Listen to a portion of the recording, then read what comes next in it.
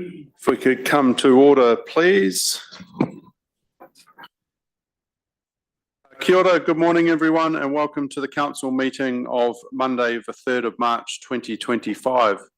In terms of health and safety, if the fire alarm sounds, please make your way to the nearest emergency exit and we meet across the road outside of the Bay of Plenty Regional Council building. Please be aware that this meeting is being live streamed and the video will be publicly available on YouTube. Members, could you please remember to speak clearly into your microphones and only one speaker at a time for clarity, and please turn off your mobile phones. I'd just like to start flicking to Kevin. He will open us with the opening karakia. Thank you, Kevin. Thank you, Mr. Mayor. Yes, a quick recitation to begin. Po hihiri, po rarama, po o te whakaro, po o te tangata, po o te aroha. Te po e here nei I a tātou. Maori ora ki a tātou. Haumi e, hui e, tai e. Thank you. Kia ora, Councillor Schuler. I believe Councillor Morris from Papamoa has some very exciting announcement to make, so I'd just like to flick to him and congratulations, Papamoa. Yeah, thank you, Mayor. I'm not having another child, but the next most exciting thing for those watching online, there is a picture framed in front of where I'm sitting and next to Councillor Baker, which is quite apt, which says that Papamoa won the best suburb in New Zealand according to Trade Me Property, and I think it should be well known to not just this council but to and not just my colleagues from the West on the other side of the table, Councillor Schuler, that Papamoa is the best suburb, not just in Tauranga but in New Zealand. We know that. Thank you. Well done, Papamoa. New Zealand's choicest suburb.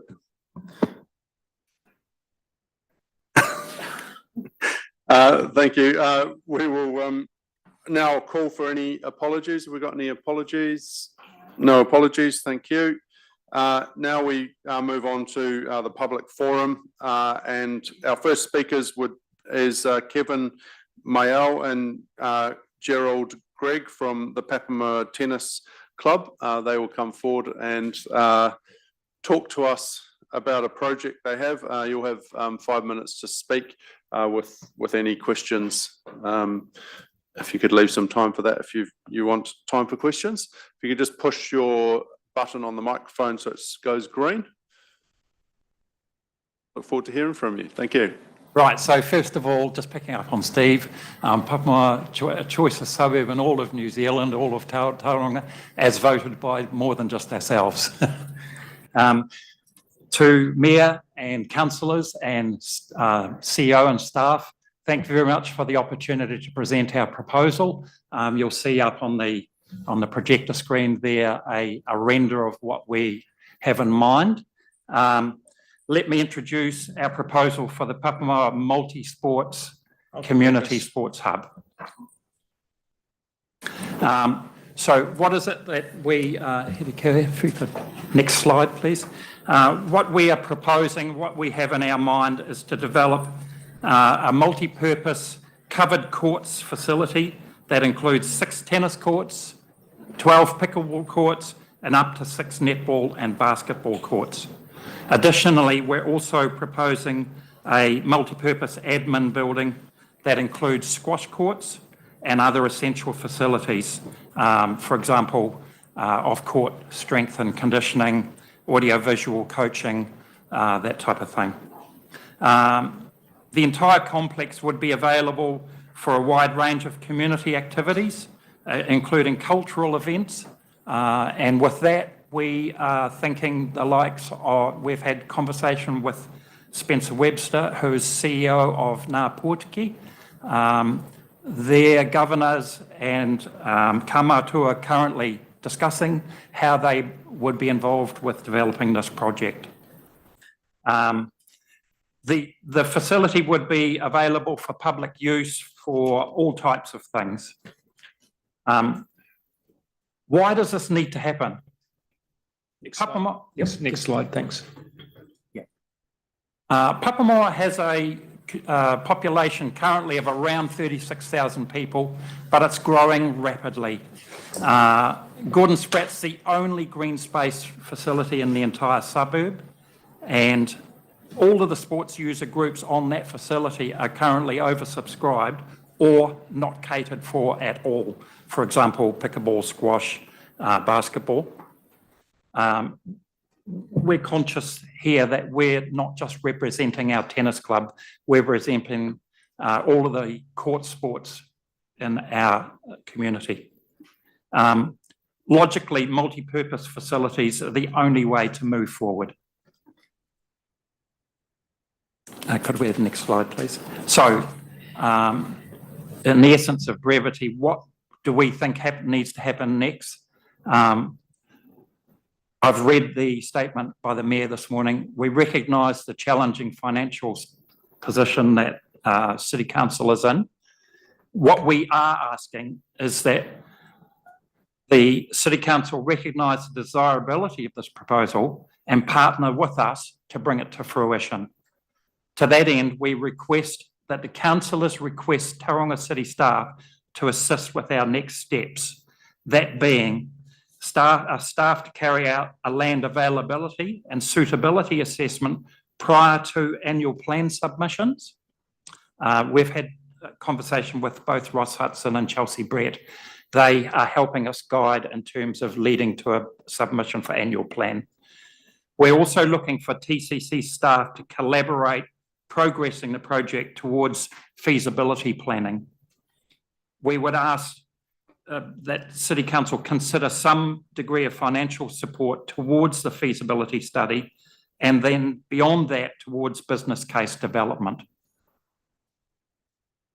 Yep, it's definitely for the whole community. That probably the bit that we missed out on is most sports administrations have nowhere to go, no meeting places, no room, and we would add that to this project as part of that administration building. It's certainly that undercover place would be great for the and Potiki would talked about it, you know, the so in Taranaki at the moment, yes. Te Matatini is going on. We're conscious it was held in Tauranga not too long ago, but this would be a great facility for the likes of kapahaka to be practiced undercover. We've also, on Saturday, I went to visit the folks down at Tauranga South Bowling Club, and on a beautiful fine Saturday, where were they all? They were over under the new cover that they've just put in last year. So it's not just for inclement weather, it's actually for sun protection and all of the things associated with climate change. Right, thank you very much for that. You don't have any kind of idea of estimated cost or anything? At this stage, no. What we're asking for is with the feasibility study, is that then we would be able to come back with some type of cost. Yeah, first and foremost, it's your land, council land, and we're not prepared to go to anyone until we get the okay from council. Okay. And you have ways and means of fundraising or Absolutely. finding, Absolutely. money towards. Yeah, okay. we during the Eves Open, which is the pro tennis tournament that we've hosted for the last 3 years, both City Council and Tech are strong supporters of that. And in conversation during that event, some of the senior Tech people are very keen to see this type of thing progressed. Thank you. Any further questions? All right, thank you very much. Oh, sorry, Councillor Scola. Thank you very much, and it does sound an exciting addition to Papamoa, particularly after its recent award. So just in terms of the partnership, are you if this went ahead, would this be something that you would be running, or is that something, have you thought about how it would actually be administered once if it does go ahead, please? We do have a plan for that one under the Papamoa. Currently, the Papamoa Tennis Club is fantastic. It would come under that umbrella, and it would have, I guess the best way would be describe it like a cosmopolitan club that have the main board and underlying sports, but it has a management in between allocating times and spaces, how it would be run. So it would be probably the best way to. Councillor Morris.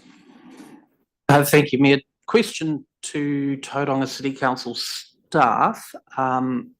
Is it BAU to be able to collaborate and work with Papamoa Tennis on this proposal, or would you need a formal paper and presentation from us? No, hang on, formal paper and direction from us. Oh no, I think we could treat this as business as usual. All right, thank you very much for your time, both of you, and yeah, we look forward to progressing further.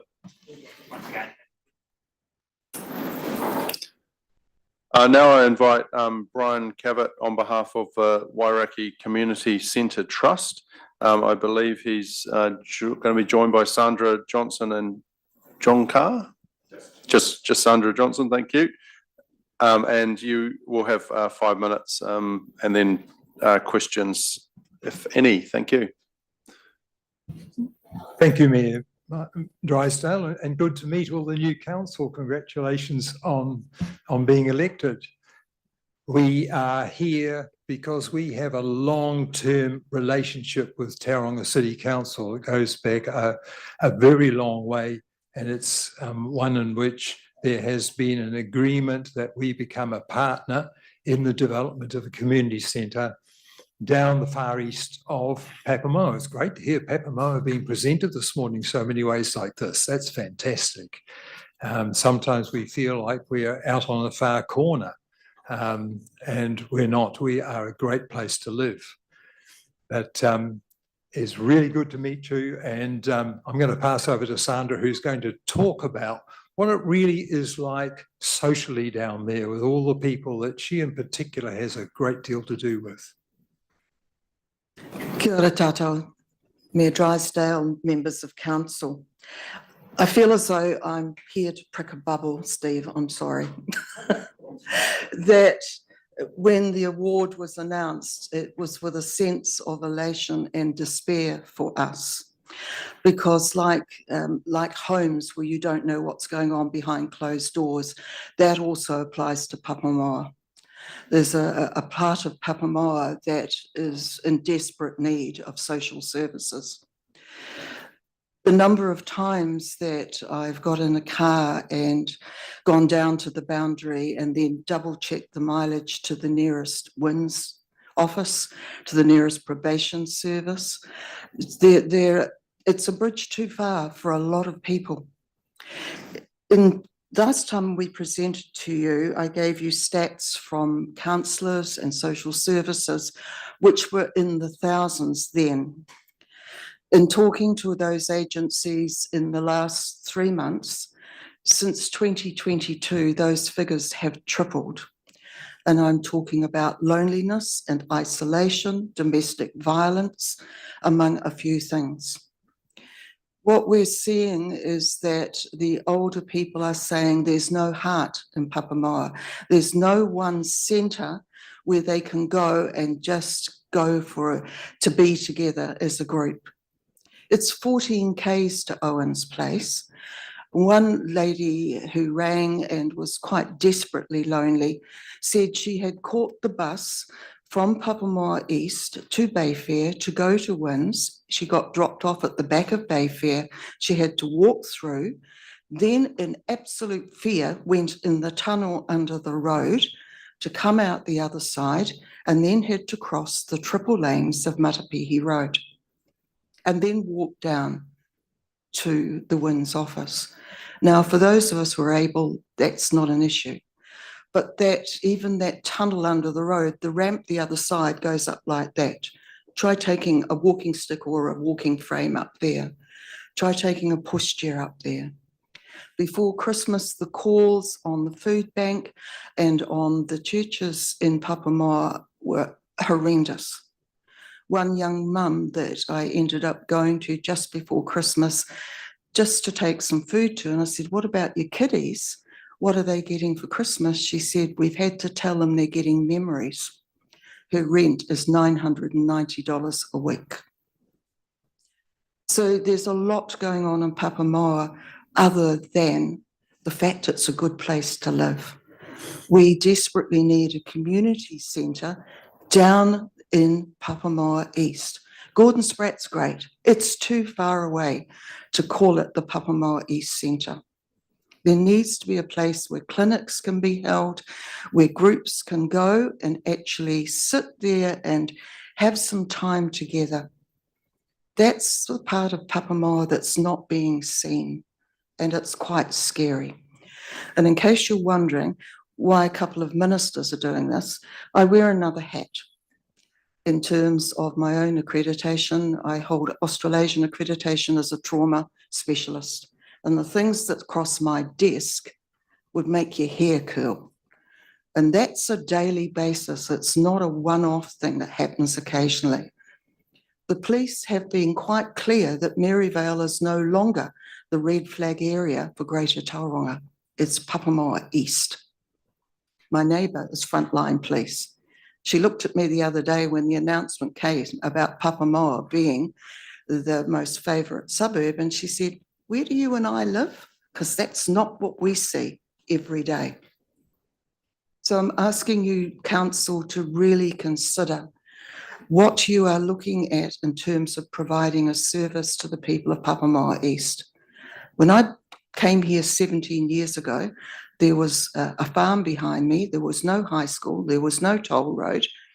Now, I go the long way to get out of my home because of the traffic that goes up and down Parton Road.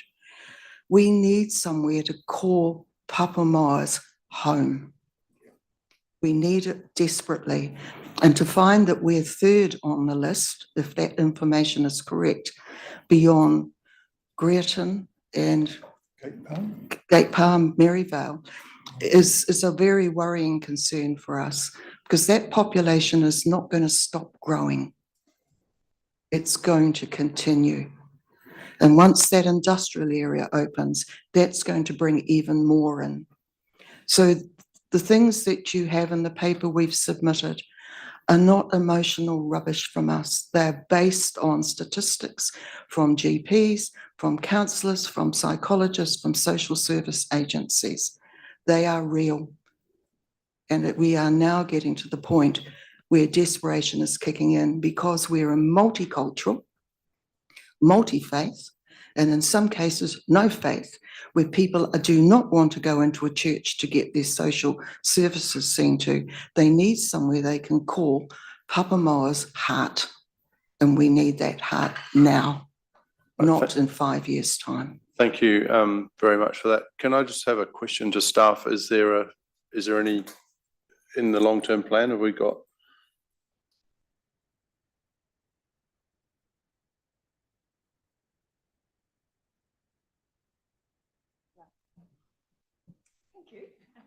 Being promoted.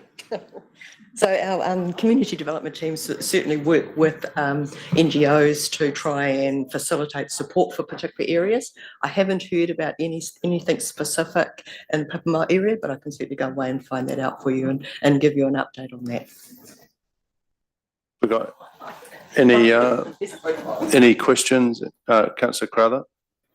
I mean, I note that 25 million is in our long-term plan for community centres, and there's a big gap until 2031 when the next spend will be after the Gate Par and Maryvale.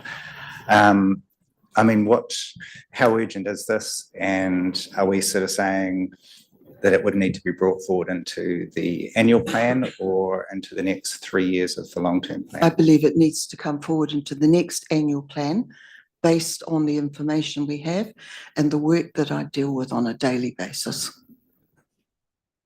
Thank you, Councillor Taylor. Well, first up, thank you for the work you do in the community. Appreciate your efforts, and I know it probably seems like a mountain that you're trying to climb. What happens at the moment? Like, do you operate out of temporary facilities? Yes, we do. If you're talking about the church that I look after, we run out of a medical centre and our lease is up in June, so we disappear because there's nowhere we can afford in Papamoa. The rents are so high. We have a social services wing, which, as you know, used to be at Hertford Avenue. We've had to pick up the slack from what they used to do.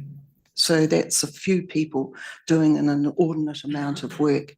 And as you can tell by the colour of my hair, mind you, I've been going grey since I was 40, but I just can't keep going. And I'm not the only one. I mean, all of the ministers on the Papamoa Strip are saying, help. We need a community centre. We have Sikh, we have Muslims in that area. They're not going to come into a Christian church. They're not. But they would go into a community centre. Thank you very much, both Brian and Sandra, for coming and addressing us today. Thank you.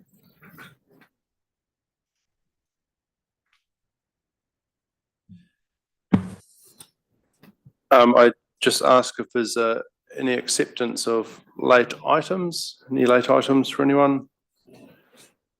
Any confidential business to be transferred in the open? Believe no.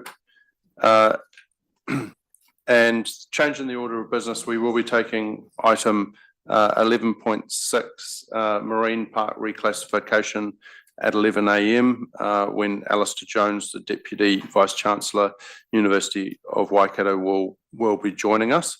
So we'll just, wherever we are in the meeting at that point, we'll move to that. We have some confirmation of minutes on the 10th of February 2025. That is in the supplementary agenda.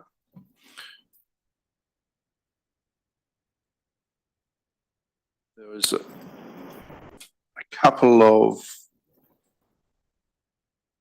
comments from my end.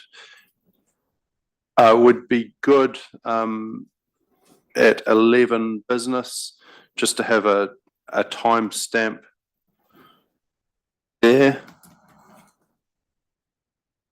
I think there was another one where we actually had the time rather than the place of the video.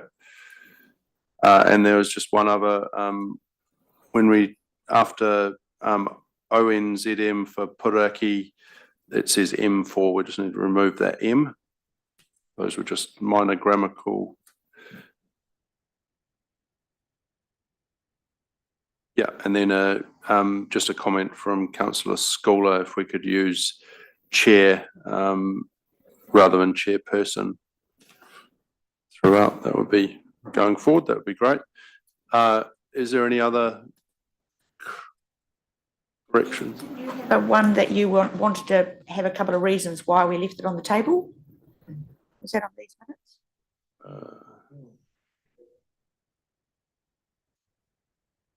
Oh, yeah, sorry. That was the 11.6, 160 Devonport Road, was just having reasoning that was left on the table and that was awaiting further information. I think that was just a correctness. It was mentioned in the meeting, but not in the minutes.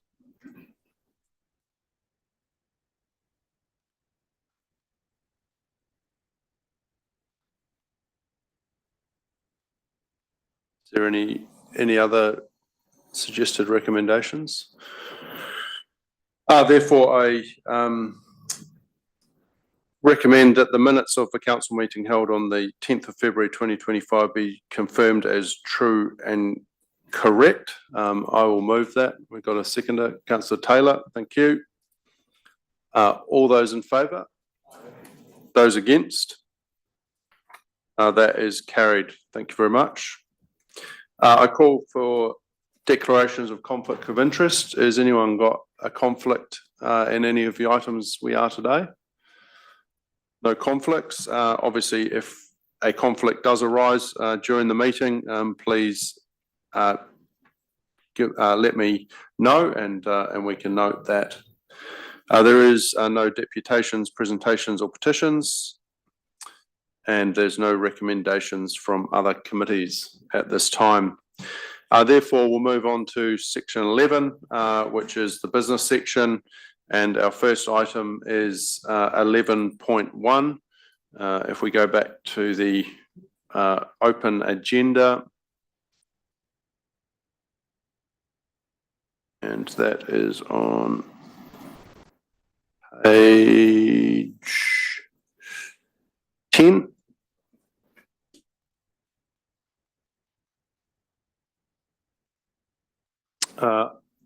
We got Alistair Talbot, Principal Planner, Andy Mead, Manager of City and Growth, and Richard Harkness, Project Leader of Urban Planning, will introduce the report. And I think we've got a little presentation, do we? That's correct. Good morning all. Alistair Talbot, and this is Richard, and I think you know Andy well. If the slides come up, I'll just talk to those. That'll help us step through the report that's in the agenda.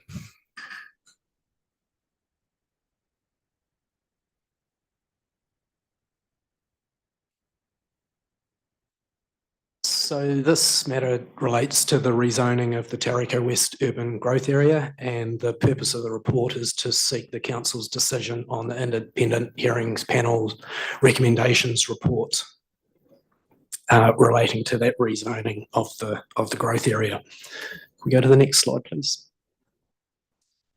So just in terms of broad overview, Tauriko West has been included for some time within the smart growth strategy, and more recently as a priority development area within that strategy, and a growth area that is looking to be activated in the short term.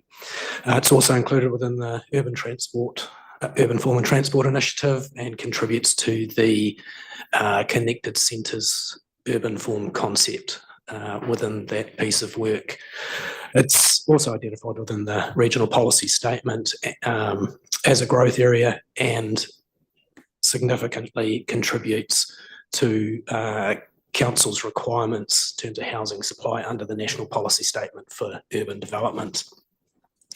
In terms of that housing supply, there is potential for around 3,500 to 3,900 homes within the growth area. They'd be staged over time, subject to infrastructure provision. There's also the opportunity for a local centre and neighbourhood centres to support local commercial activity, and certainly lots of space for reserves and open areas. There's also the potential for schooling. Of course, there's already the primary school within the growth area.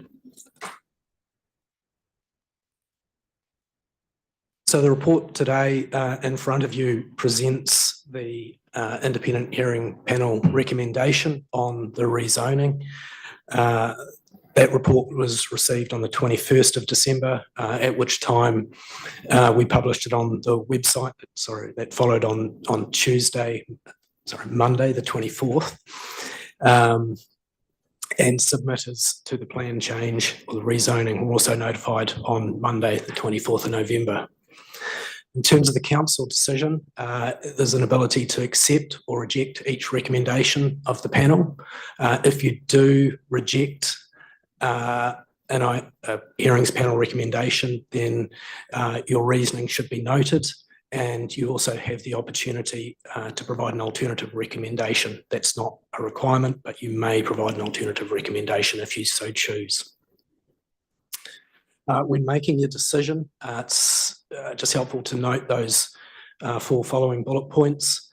You must not consider any submission or other evidence that wasn't available to the hearings panel before they made their recommendation, but you may seek clarification from the panel on their recommendations, and you're not legally obliged to accept all recommendations. But noting that if you do accept the recommendation or the recommendations, then you're accepting the reasoning of the hearings panel. Should you reject the recommendations or a recommendation, then that matter gets referred to the Minister for the Environment for their final decision. And just in the process that we're in here, it is, or there are no rights of appeal on planning merit to the Environment Court from submitters or others involved in the process, including the council. But there is the potential for judicial review to the High Court in terms of process. So it's just worth noting that, particularly in relation to those 4 preceding bullet points.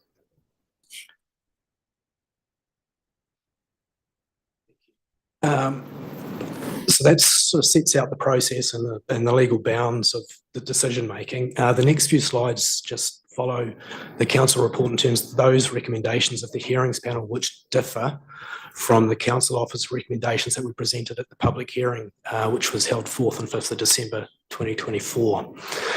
So just as a summary, the first matter relates to yield and density. I've got a slide that I'll talk in more detail on following this. The activity status is a second matter related to development that occurs ahead of infrastructure being provided or beyond the first 2,400 homes.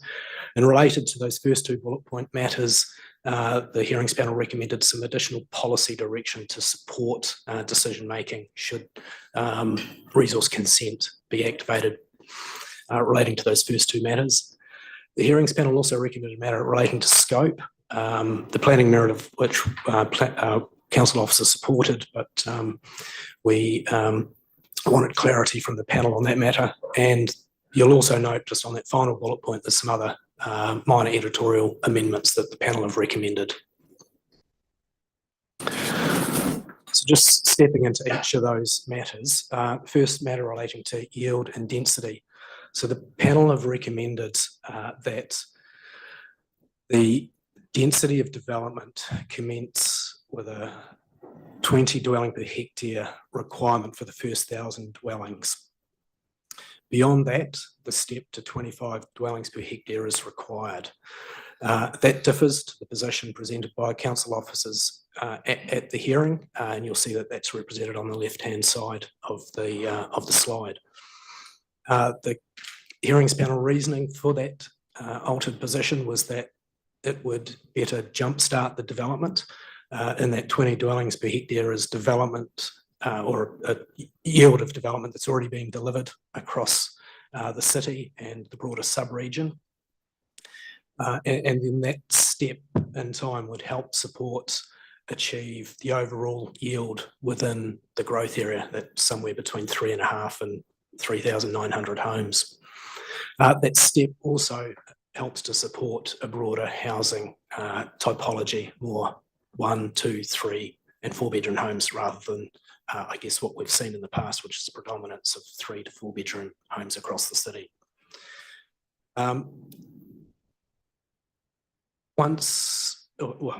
Despite that standard at 20 dwellings per hectare, should that not be viable at the time a developer proposes, there's still a resource consent pathway that considers the market conditions in play at the time that allows consent to be considered and, if appropriate, granted.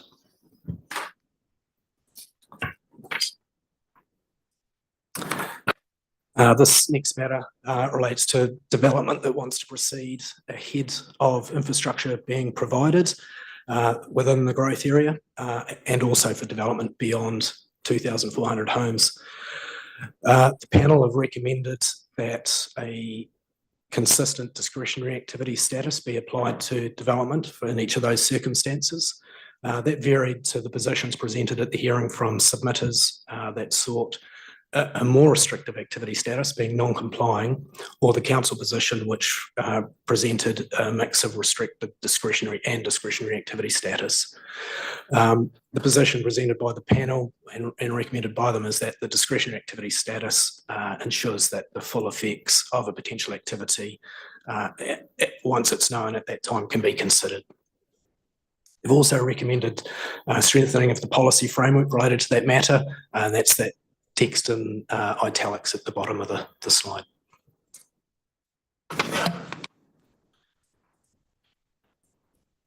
This matter relates to to scope.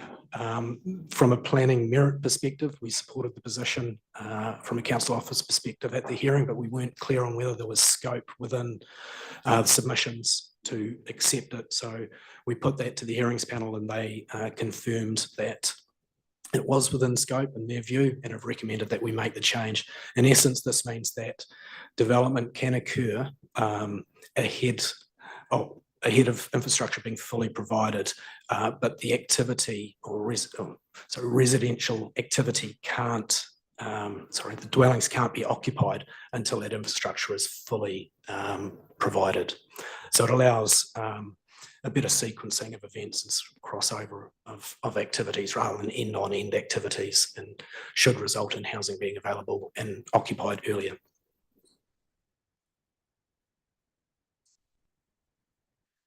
There were some other quite significant matters which attracted a number of submissions from the public.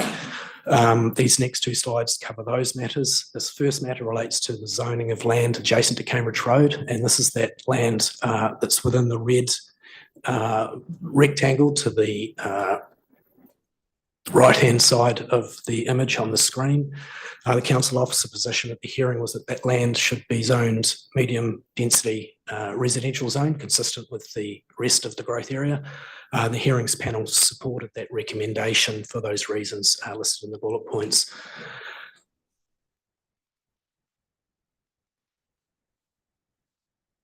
There was also quite a significant matter towards the southern end of the growth area. It relates to what's known as the Redwood Lane land.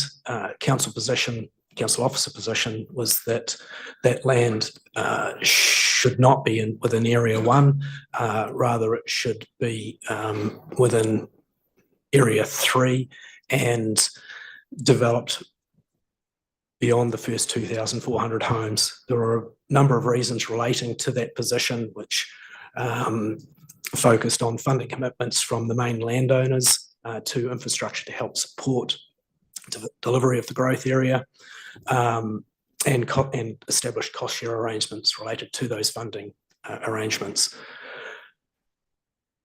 The hearings panel supported that position and also noted that there is a resource consent pathway relating to that discretionary activity pathway that we spoke about previously, available to those landowners in Area 3 should they want to pursue development ahead of the 2,400 homes.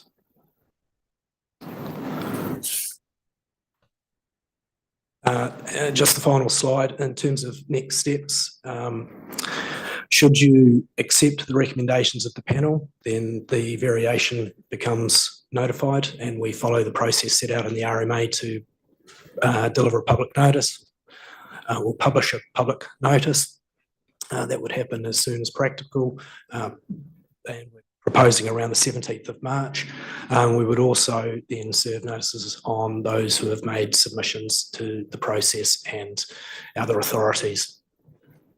There are a number of other processes running concurrent with this rezoning process. They're listed there in the following matters. There's the stormwater consent, which is now through its hearing, and the closing statements being prepared to allow the panel to prepare their recommendation of that matter. Will come back to you at the right time.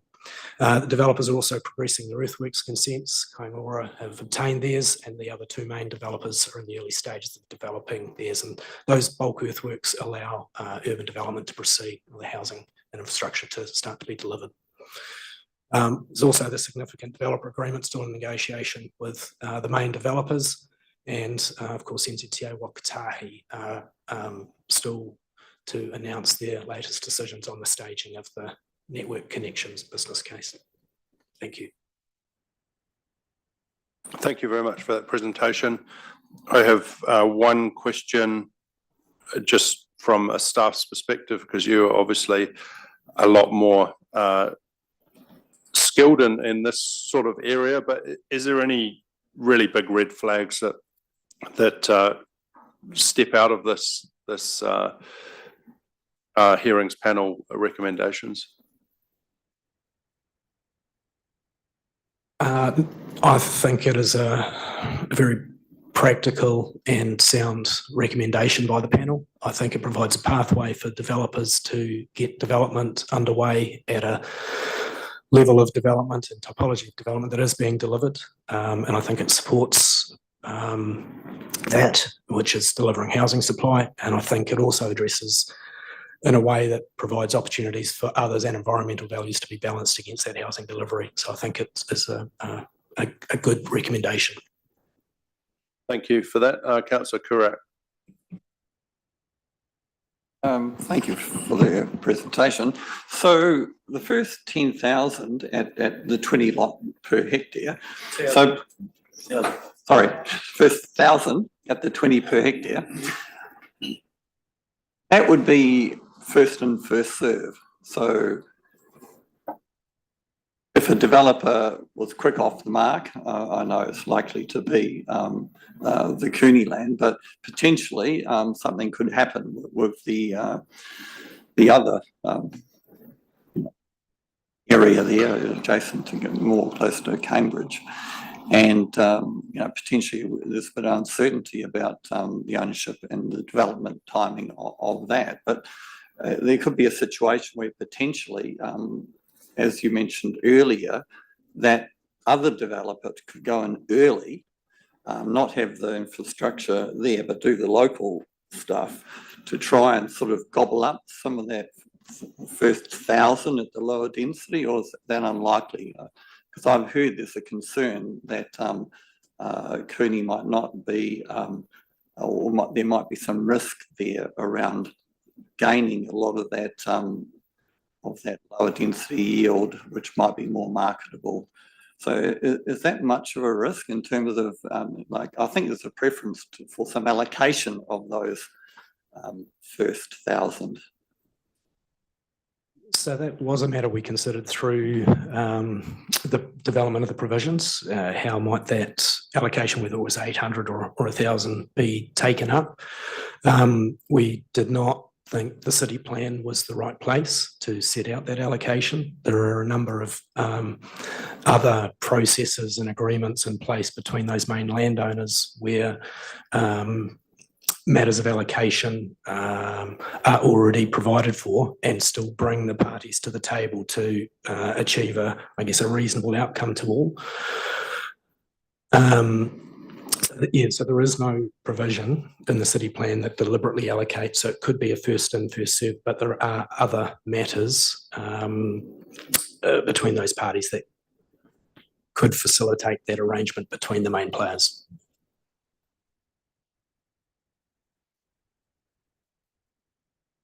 Councillor Morris. Thank you. Mayor, the announcement by Minister of Local Government on Friday regarding removing DCs and installing development levies instead. I think there's a 2027 timeframe to allow existing landowners to adapt.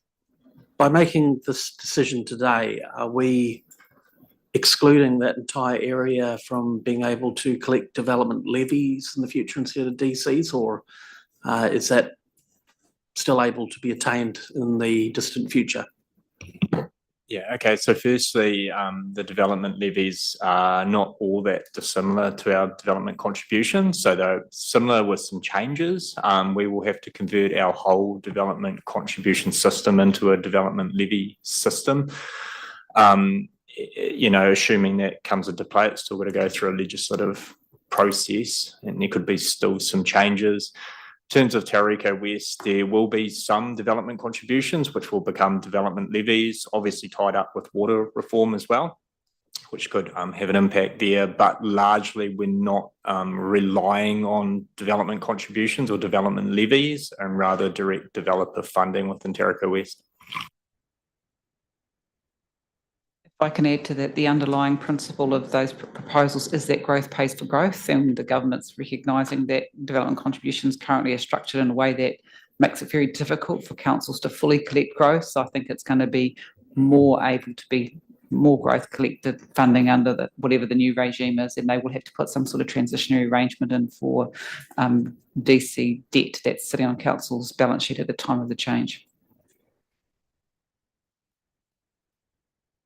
Right, I think that wraps up questions for staff. So thank you very much, staff, for that. And now I know we've got a couple of alternatives here. One obviously is to take all the recommendations as the independent hearings panel has suggested, or we can accept all recommendations except certain ones that people have issue with.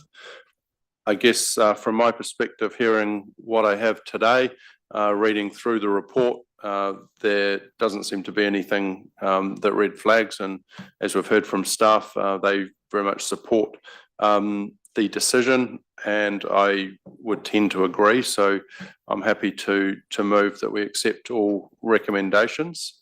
If we can just get that. So that's A, B.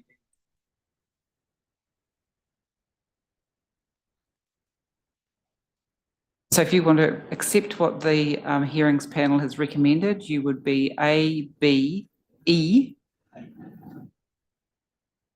F and G. So C and D were if you wanted to reject some or all of the recommendations. Just get that up on screen.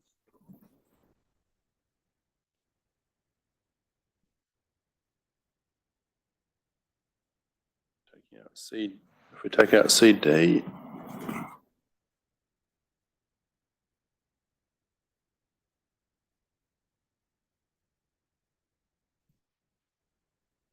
I'm happy to move that. Second by Councillor Kurak, thank you. I guess as part of our council, we want to enable housing. This very much enables that, and I think we want to get on and do it. As we've heard, this seems to be a fairly practical report from the hearings panel. There doesn't seem to be any real fish hooks in it, and it achieves a lot of, I guess, what we went to in the first place, which was our recommendations around it, with a few little tweaks, and I think again the reasoning behind that are fairly solid. So that's part of the reason that I support this, and it'll be nice to to finally hopefully approve this and move on, where we can see a significant amount of houses, and obviously there's a lot of works going on out there at the moment with the roading, etc., to enable this. So it'll be great to see houses be delivered as quickly as we possibly can. And I will ask if, Councillor Kurak. Yes, we certainly need to get cracking with this development. It's been a long time coming. There's been so many delays and frustrations from a few players in that development community, and it's certainly a pleasure to accept these planning outcomes and seeing some houses built, which we desperately need. It's something I campaign on, as most people are really concerned about the shortage of housing. So this will certainly help address that problem. Anyone else? Councillor Taylor. Yeah, definitely agree with the Mayor and Councillor Kurak. This is a momentous day for the project and getting some housing going out there.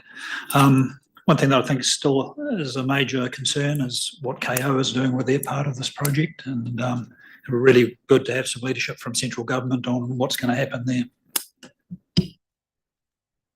Councillor Roseboom. Thanks, Mayor. Yeah, I also support this. This recommendation, I campaigned on promoting housing growth and infrastructure growth.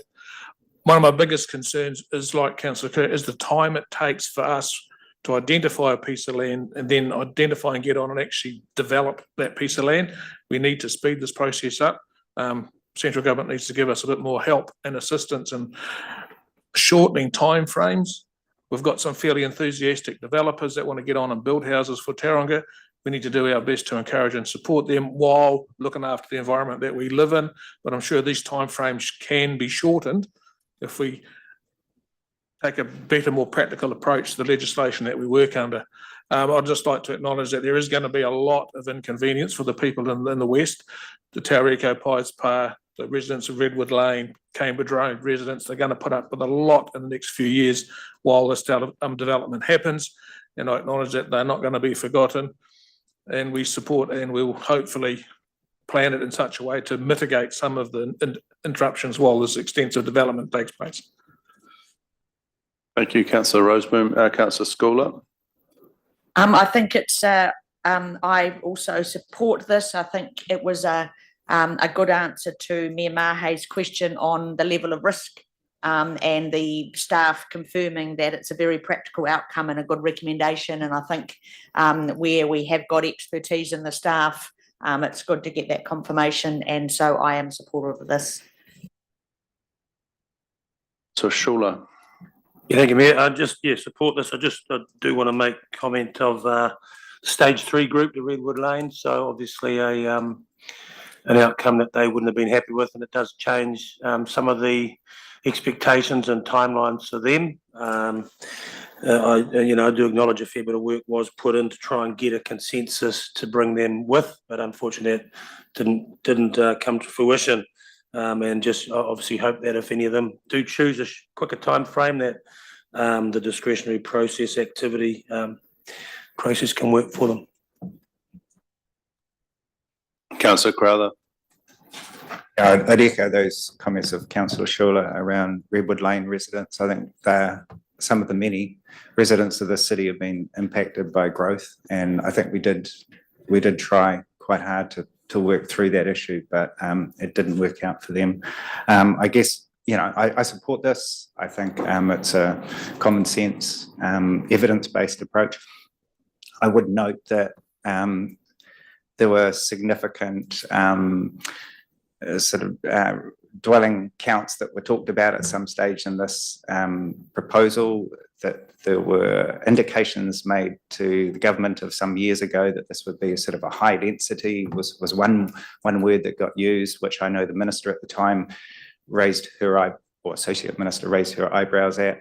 I think it's becoming increasingly clear this is just another run-of-the-mill sprawl suburb which happens around Tauranga in the greenfields. So a big concern, I think, for a lot of people is, will we actually invest in public transport infrastructure? At the moment, I would say, based on the financial state of things and the regional council's positioning around public transport, I don't think we're going to get much of a good outcome there. So it does raise a lot of questions around UFTI, the general direction of where we're going. But I think this is just evidence we are limited by what the developers say they can do in the market. Thank you, Councillor Morris. Can't let this historic moment go without a reflection that 10 years ago we were faced with the same or similar decision around declaring Tauriko West as a special housing area when then landowner Bob Clarkson came and he offered to pay for the infrastructure and he offered to leave money in the houses to provide an affordable housing development at the $400,000 level from memory. Was it 350, Councillor Currie? There's certainly room for debate around whether the infrastructure would have been at the level that we're now seeing rolled out there, and whether the government would have contributed what it is contributing in terms of State Highway 29. And I think certainly another debatable point around that proposal at that time is the yield would have been significantly less, and there was a strong industrial component to it. But I think it is still nonetheless worth reflecting that there was an absolute smart growth freakout at the time, and the partners, members of smart growth, went back to their corners. The then mayor of the Western Bay Plenty District Council did not support the proposal because it was the view of their council at that time that it would compromise the development of Omokoroa. So it was pure patch protection in my view, and it was politics at its worst. It's debatable as to whether we'd be getting the same outcome 10 years ago as what we are today, but the fact is the decision was before council 10 years ago, and Bay Plenty Regional Council and Western Bay Plenty District Council, chaired by former Commissioner Bill Wasley presided over quite the freak out. And as a result, there are houses that are not built in Tauranga, thousands of houses, in my view, that are not built in Tauranga today because of a lack of perhaps vision and courage around the smart growth table at that time. That being said, probably a better outcome going forward, higher yield, but it's worth reflecting. Also, I do note with some level of amusement that a developer came in and submitted strongly against the Clarkson proposal back then, saying that there was an abundance of industrial land in Tauranga and thou shalt not rezone any of Tauriko West in the industrial sphere. It's very interesting to me that as an observer, I witnessed the same developer come in and say there was a shortage of industrial land. It's very interesting when you look at history. Thank you very much. Well, that wraps up the discussion. Just in response to Councillor Taylor's comments, as I absolutely agree, we need to sort out a resolution to the KO land and have been advocating directly with the Minister to try to come to a solution there so we can actually enable housing faster and get these built, which at the moment that KO land is impeding the progress of this development. So that is absolutely on the radar that we need to come to a resolution with the government and KO in order for this to proceed. I will there now put the motion to the council as up on the screen,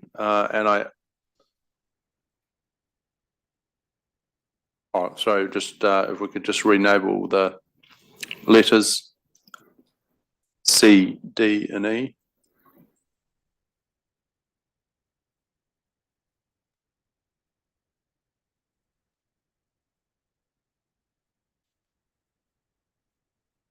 I put the motion to the table and ask all those in favour. Those against?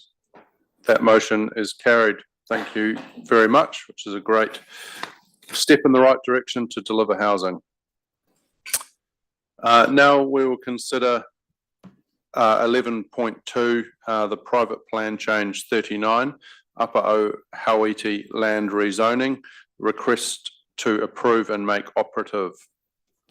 I think we've got Brad Bellamy and Andy Mead back again to take us through and introduce this report. Thank you.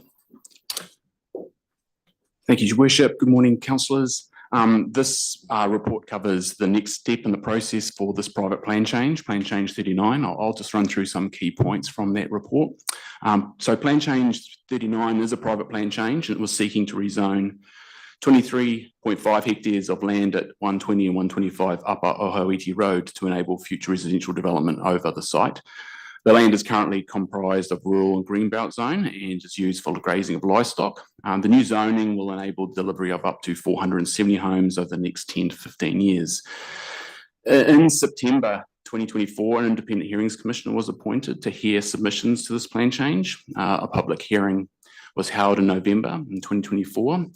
The independent commissioner recommended approval, and that report was brought to council in December, and council accepted this recommendation. The decision was publicly notified then on the 20th of December, and an appeal period ran until 24th February this year. No appeals to this plan change have been lodged, meaning the plan change can now be approved and become operative.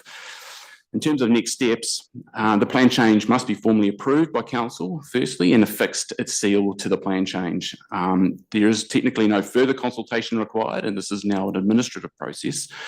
The plan change will become operative, and the plan to do that is on the 17th of March this year, following public notification in line with statutory requirements. The city plan will be then updated, and copies of the operative plan change will be sent to all parties as prescribed under the RMA. That public notice will also be served on those who made submissions and put in the paper. A copy of the plan change is also to be provided to public libraries. It is noted that numbering of some of the provisions within the plan change provisions has been affected by the release of variation 1. So staff have worked through this and made the necessary corrections, including any other minor amendments or errors. And this is a process that's been provided for through the RMA. This updated version will be what is made publicly available. So just to recap, the strategic alignment and in terms of urban growth and council's strategic outcomes for this plan change, it supports housing growth, it provides more zoned residential land to meet demand, it seeks to protect the environment, including safeguards for wetlands and waterways, and it also seeks, the plan change, seeks to provide for the integration of residential areas with open space and amenity that are proposed and provided for through the plan change. Some of the key elements that have come through this plan change, obviously transport infrastructure considerations. So local road upgrades are required as part of this plan change to support further development. The full build out of envisaged 470 homes has been identified as requiring necessary State Highway 29 improvements, which NZTA has not yet funded.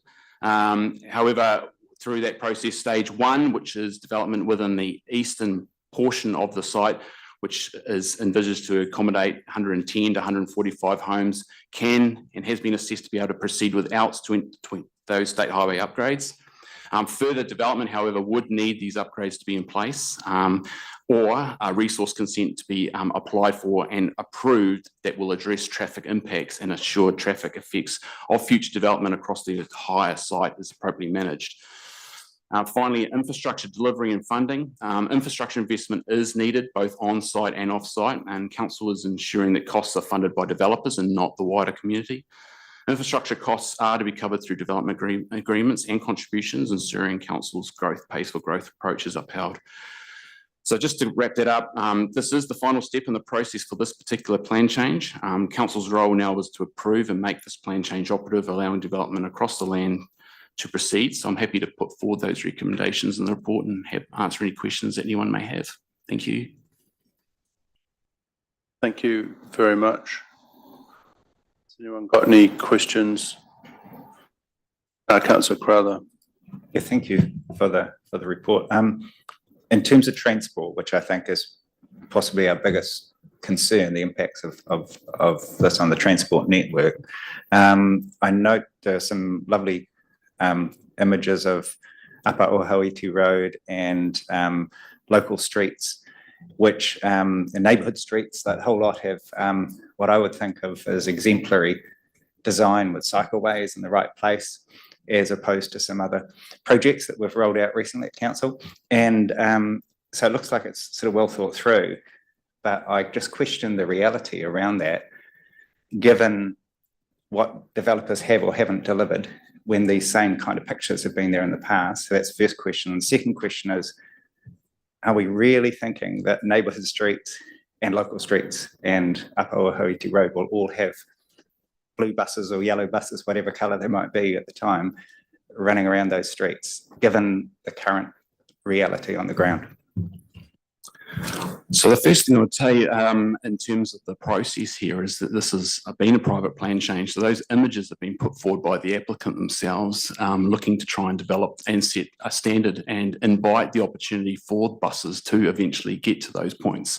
So I think it's admirable and certainly one that staff supported through this process to see those images and effectively what come through the street design guide actually then put through into the district plan as part of this plan change.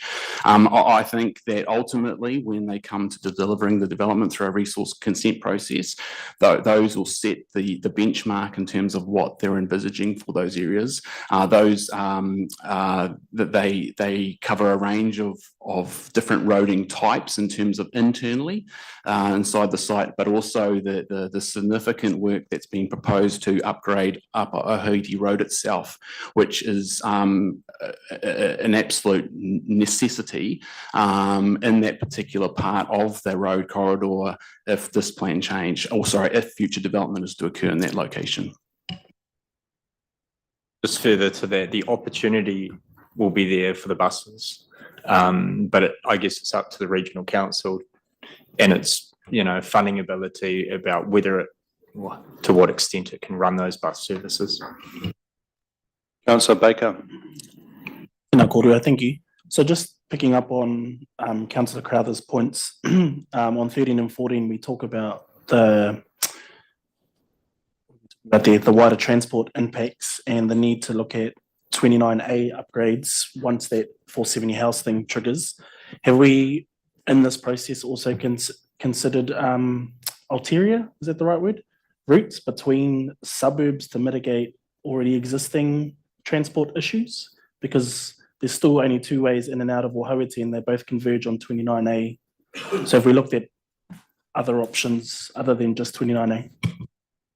Not particularly as part of this project, but earlier work when we undertook the Welcome Bay and Ohawiri planning study, which must have been probably at least 5 years ago now, we looked at a second arterial road into Ohawiri and Welcome Bay, sort of a cross-country route across, the terrain there, which is quite difficult. At that time, I think the cost was somewhere around $300 or $400 million, and it was determined to be cost prohibitive. And that's when we were looking at whether we could open up more housing and development opportunity in that area.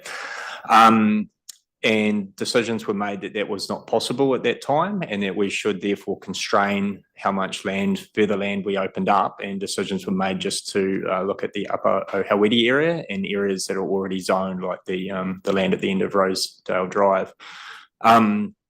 I think moving forward, there are still significant transport constraints out there, and there are opportunities, although not part of our LTP, to consider further connectivity in future, and particularly connecting Ohawiri and Oropi roads, which is easier than moving into some of the other areas in Welcome Bay. And certainly as development happens out there, both through this plan change and other work that we're doing, we are looking to work with developers to preserve those opportunities or to future-proof that they don't get built out.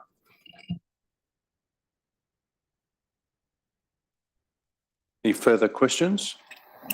If there's no further questions, thank you very much, staff, for presenting that. I now ask if anyone is happy to move. Councillor Baker will move the recommendations. Councillor Roseboom will second that. Is there any discussion, Councillor Baker? Yeah, just a little bit. I sent through, I think it's great. I do support the recommendations as they currently stand. Pursuant to, I guess, consistent with our the recommendations that we previously made on Tauriko. This speaks to our collective desire to address, I guess, the housing crisis. And I guess what I tend to reflect on quite a lot is, whilst growth is happening, whether Tauranga likes it or not, I guess the conversation centered around this table when it comes to growth is around enabling housing. And I think that is choice and it's a big part of it. But we need to consider the entire well-being of the people, and the well-being of our people shouldn't be compromised for the sake of delivering, I guess, those desired outcomes. So when we look at Ohawiti, transport and existing infrastructure has already exceeded capacity. And that's not just coming from me. I heard that loud and clear when I was door knocking up and down those shocking hills in Ohawiti. But we know, and it has been for some time, that the existing roading infrastructure there, has far exceeded its capacity. So I feel we need to invest seriously in, I guess, alternative infrastructure. So that way the quality of life for our people isn't compromised for the sake of growth. And I do have a foreshadowed amendment that I would like to propose. Am I doing this right? Curled up on the board, and I would just urge the team of 10 or the team of 9 at the moment to consider this, and it's consistent with some of the messaging that Andy spoke to earlier, particularly around routes between suburbs, primarily between Ohawiti and Oropi, because there's real opportunity there to investigate those routes, because if we have other routes, then we're not congesting 29A and ultimately leading our people down to some terrible traffic. So if we can free up spaces between suburbs, I think this will also act as a catalyst for further transport routes connecting Oropi to the Pies Pars and the Pies Pars to the Taurikos, and wherever else we tend to go, hopefully up. But in the meantime, it's going to be these kind of key suburbs that will alleviate some of that pressure on our road. So it'll be awesome if we could, the table could consider this. We can refine it if it's a bit too broad, but it'll be a choice to have a report back on this and really look at how feasible it is moving forward. Christine. So just in response, we could pull together, there's been some work done previously, so we could give you a summary of the work, staff could do a summary of the works that have been done to date and any information that we know. But if you're going to go further than that, which I think would need another council resolution, we'd need a budget, and we don't currently have one. So we could effectively do a stock take of what we know, summarise the situation, and I'm just looking at Andy, he's nodding, and that we could do that within existing staff resources, and then you could make a decision based on that whether you wanted to come back and do any further work, and then would estimate the likely cost of that. To do it in 2 stages. I think, I guess I hear the korero, and I think it's a very well made point because we've heard a lot around that transport. Just I guess on the back of Christine's comments and thinking about budget, that we aren't going to do this before the next long-term plan. There is no money in there. We just do not have the resource to do that. But I would suggest that this could become part of the next long-term plan. This investigation as to whether we proceed. So I would second this amendment on the if we were to go down Christine's route of let's see what we've done already and consider this as part of the next long-term plan.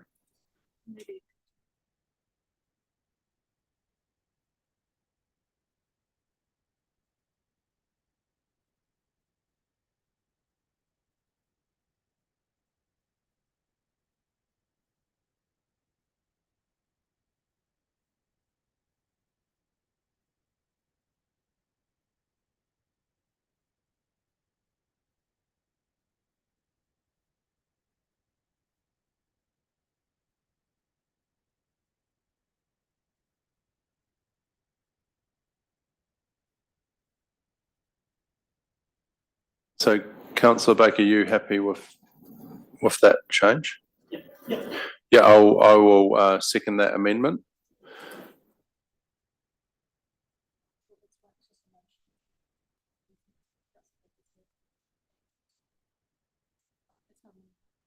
Oh, sorry, it is an amendment because, okay, we already had. A motion, and that's the whole motion. Yeah, okay, So cool. just take out the motion and then. Yeah, so there's no amendment, we'll come back as, yeah. Yeah. Martin had. Councillor Roseboom, would you like to? Second to that. Yes, or not. Thanks, but yes, and I do support Councillor Baker's thoughts on this. It's been a discussion that's been had for some time. Being a resident in Pies Par, having an alternative route would certainly benefit myself and all other residents in the area. And the recent issue with the stormwater pipe on State Highway 29 below Barks Corner definitely highlighted the need or the vulnerabilities on our traffic network and the need to have an alternative route that actually functions, because I'm afraid Malemi Street is not an alternative to State Highway 29.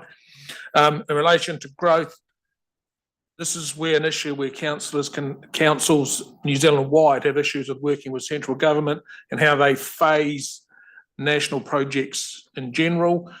The original Tauriko development had the Tauriko to Barks Corner development happening in stage 3. It's now stage 4, and that change in sequencing is going to continue the traffic issues on State Highway 29A for many years to come. And we need to find solutions how we can work better with central government to solve our local transport issues. This is just not State Highway 29, it's just a Tauranga city-wide issue. Papamoa has especially got issues out there, and with extensive growth out there, we need to find better, quicker ways of solving transport issues, because our productivity in Tauranga is being affected by people sitting in cars for too long. Thank you. Councillor Morris. I do support this. I think the transport is critical to our people, and you see it in all of the surveys. And support the work being done, coming back to us. We can consider whether it becomes a project. Getting way ahead of myself, but I'd hate for that to be a targeted rate, because I think that's not appropriate. I think we're one city, and if there are any works out in Ohauiti or Tauriko that need to get people to where they're going quicker, we've got to deal with that as a city. I can see what you're doing here around Papamoa. Councillor Crowther. Yeah, thank you so much, Councillor Morris, for your deep concern. I think that this is definitely worth pursuing, but I would shudder at the likely benefit cost ratio when I look at the topography, the options of where people could go from those routes, from connecting up to Oropi, etc. And then the reality of where, when you look on the little website which shows where people actually do go, I don't think there's a likely confluence of a lot of movements at the moment. But having said that, I think the key point that Councillor Rosenbaum made was the resilience of the network and future-proofing the network. And I think on that grounds, it's always worth trying to get a bit ahead of this if we can, and that will require significant government contribution.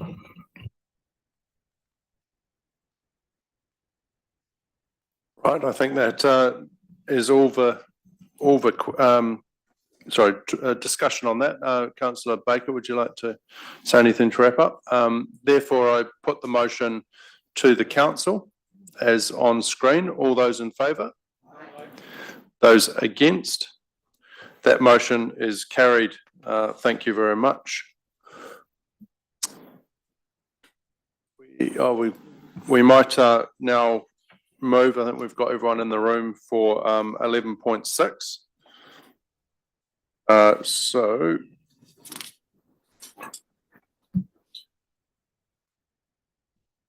now I'd like to move on to background information on Marine Park reclassification.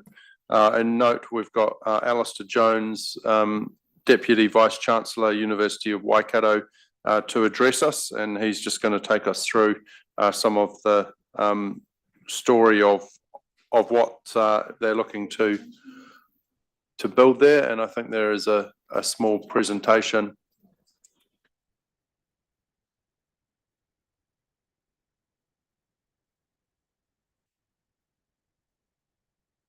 The green, so you've got a green. Oh, thank you. I'm happy to take direction as well. Thank you for the opportunity to talk to you this morning. I did bring a short presentation as well, but I'm very happy to take questions on where we're up to.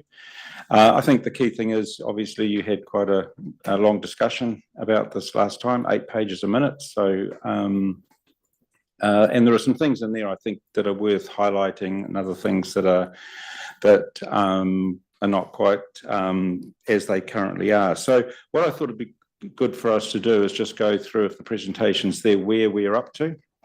As you'll be aware, the lease was signed in 2024, and the university has quite clear expectations made of it by council, and we're working through those now. And so have you got the, oh yeah, there it is. So what I thought I might do is just go through where we're up to in terms of what's required in the actual lease. And with me, I have Joe McFarlane, who is the director of the Tauranga campus, and also leads our iwi engagement. And many of you will know Chris Battershall, who is the Bay of Plenty Regional Chair in Coastal Marine Science. And Chris and I have been working for the last, I think, 12 years to find a permanent home for the Marine Science program. So thank you very much for the opportunity to talk to you this morning. What I thought I'd do is just go through, have we got how do we go through the presentation? Oh, so you can click to the next. next slide, that's helpful. Thanks. So what we've been doing since we have signed the lease and working through the process is that we have engaged with architects and EHDD and Chow Hill, as well as engineers, about what is actually possible. So EHDD is a San Francisco-based company who have done probably the most world-famous marine research as well as education facilities. So many of you know Monterey Bay, Scripps, Pier 15, Exploratorium. So we've gone out to try and get the best of breed to try and create something truly unique for Tauranga and Tauranga Moana. What is also unique about this is that it's where science and innovation will meet community engagement. So wherever we went in the US, and I've just returned from there, is that everybody would like to do what we're trying to do. So in other words, if you go to Scripps in San Diego, they have their marine and engagement place quite separate from the research facility. If you go to University of Santa Cruz, they're on the same site, but quite separate. What we're trying to do here in Tauranga is create an aquarium, but engage public in the actual research that is going on. So it's quite unique. And there won't be another place like this globally. So if we just go to the next slide, that's the entrance. That won't be, don't take these away and publish these. These are concept diagrams, but it's really important that if we go back, to the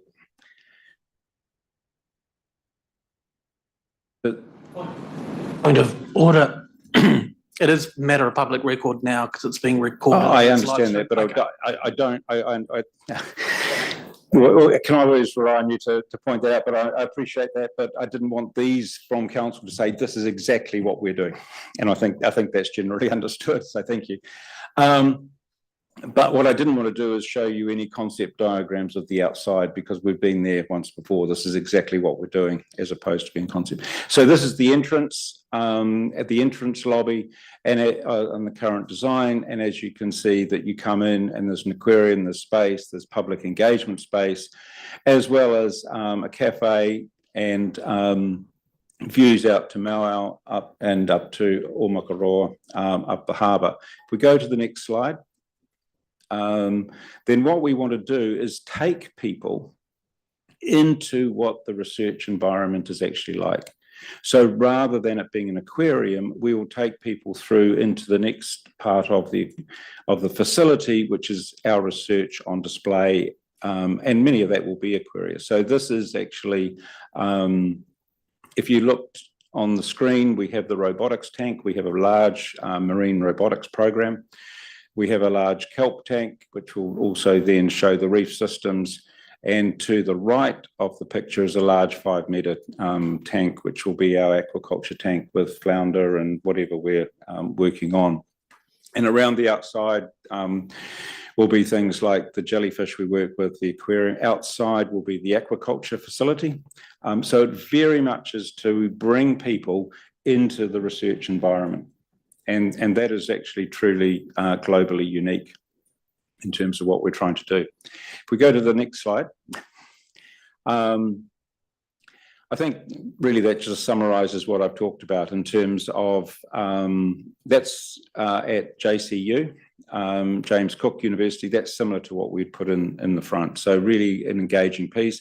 One of the biggest things we found was the biggest attraction was actually divers going in to clean the tanks. We have 3 large tanks, but that was a major attraction piece of things that we saw. So the facility will showcase the impact of research.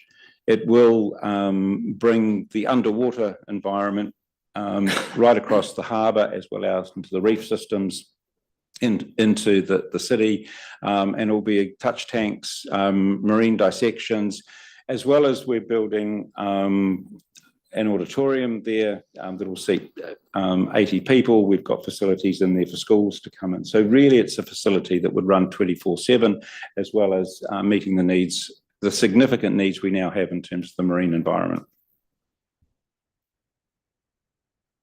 So the facility will allow us to focus on the global challenges of the university, climate change and sustainability, particularly important in this region. If we look down to Papamoa, if we look into the harbour, biosecurity in terms of being the only place we would have a marine research facility and a public engagement space in a large harbour.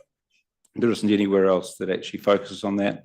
Really also focusing on blue-green innovation, ecoxytology, huge aspects of how we as humans are impacting on the marine ecosystems, coastal erosion, sedimentation and hazards. And some of us who have properties near beaches are obviously very worried about that. And I think one of the key things that we're currently working on is really the whole area of aquaculture in terms of seaweed. That is what I think is going to contribute significantly to the economy. So if we look about the economic impact, and you would have seen then, if we go to the next slide, I didn't get my raised eyebrows right then. But in terms of, just wanted to make I saw in the meeting minutes about engagement with iwi, just want to assure that we've been working actively with iwi right across from the beginning, and that will allow us to continue our partnership in it that we have currently with all the iwi of the wider region as well. And then finally to the last slide, that really is that the Bay of Plenty has over 20,000 hectares of open ocean aquaculture by 2035. It'll be the largest aquaculture precinct in New Zealand, as well as if you take the Hauraki Gulf as well, then that is a significantly larger figure. So aquaculture will contribute and does currently contribute 3%.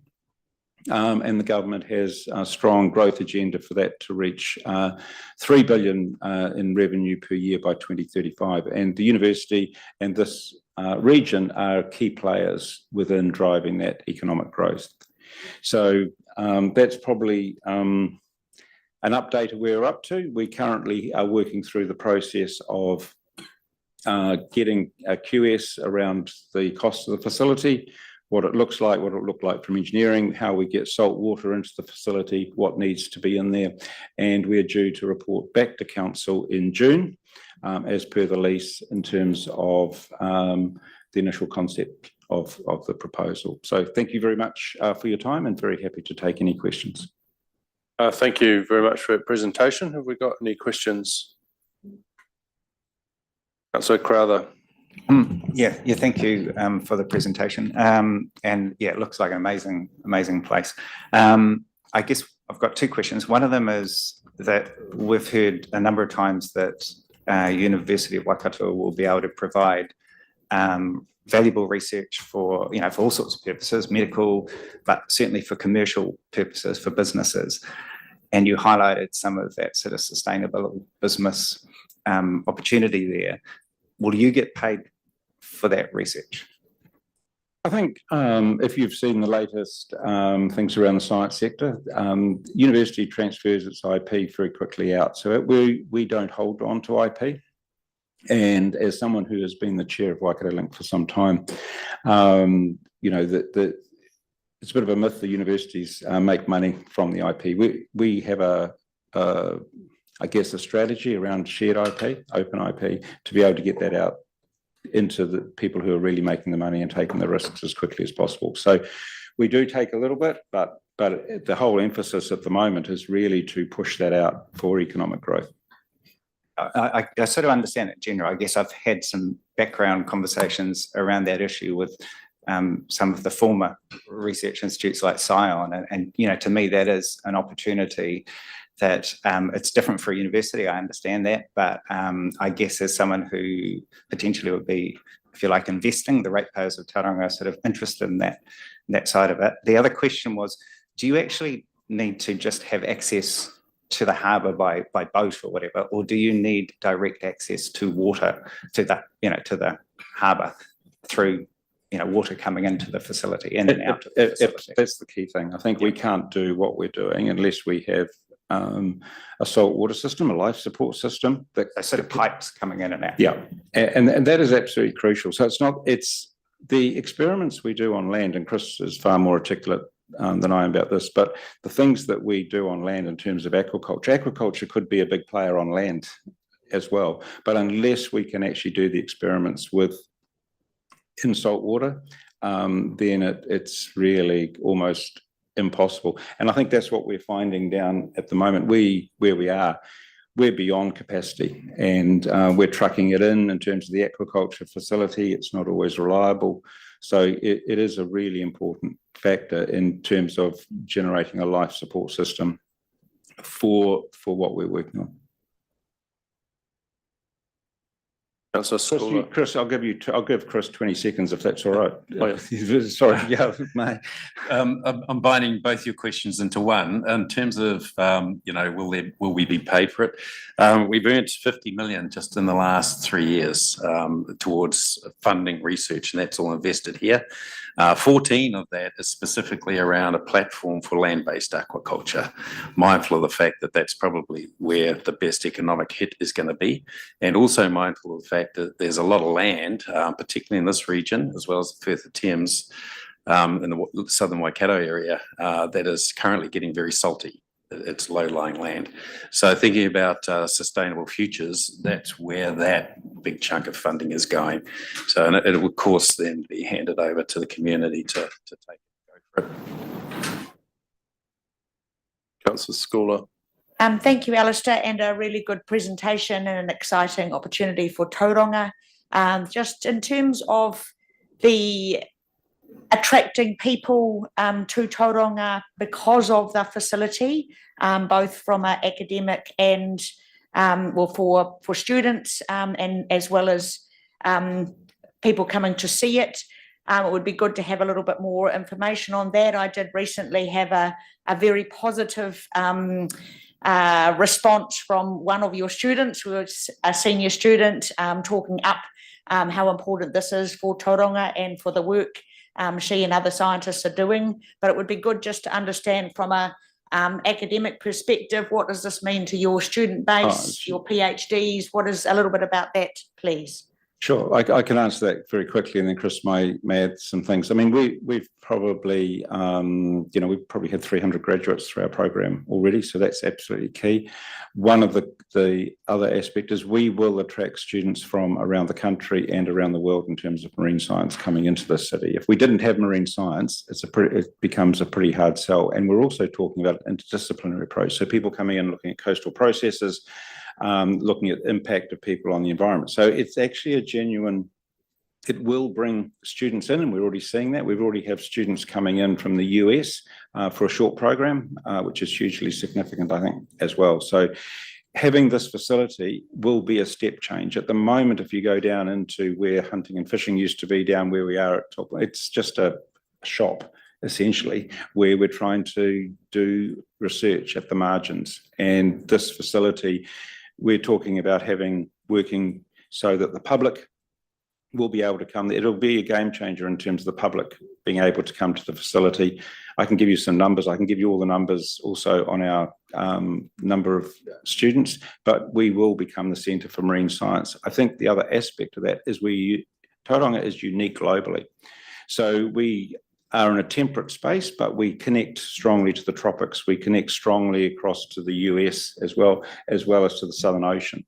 And so we have an Antarctic program, which you may not be aware, that runs from here as well.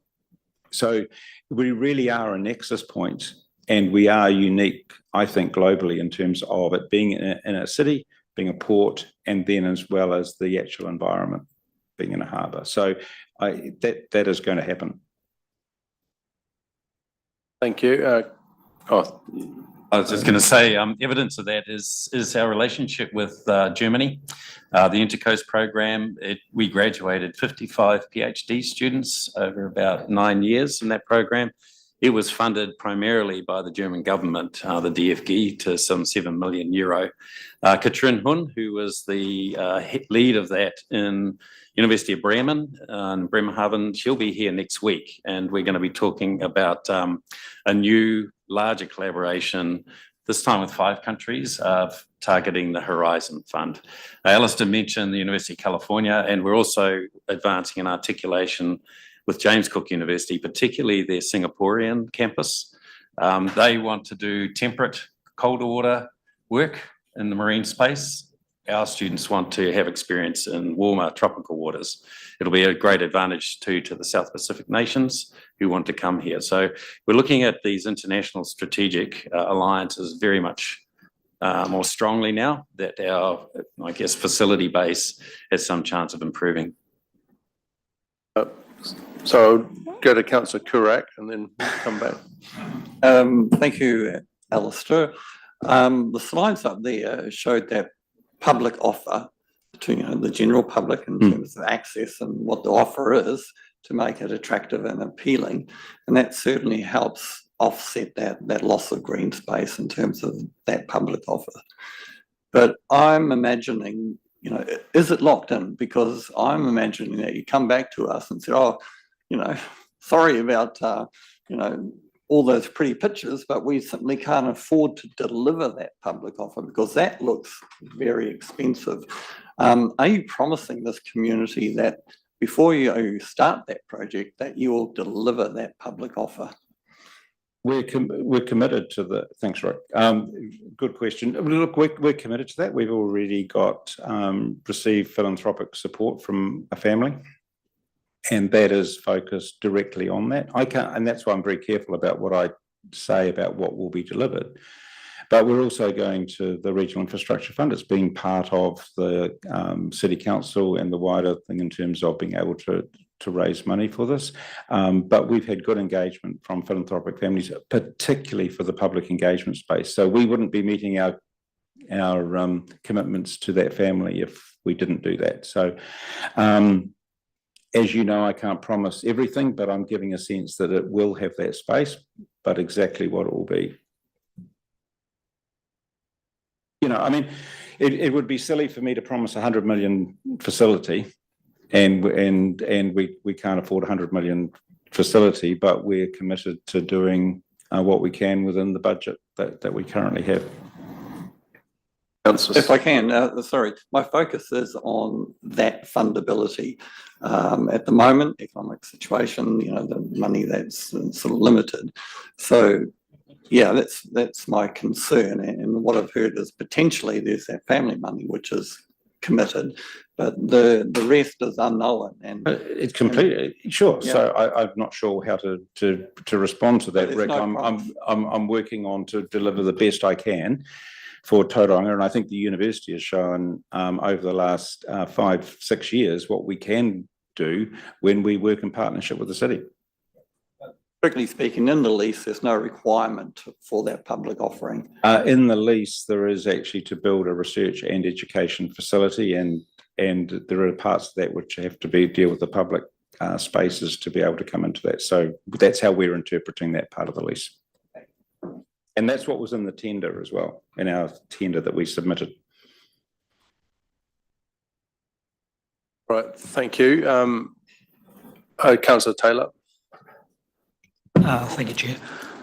Just a couple of questions. One's following on from Glenn's question. You're going to take water out of the harbour. I presume you're going to have to put it back. What happens to it on the way? That's my first question.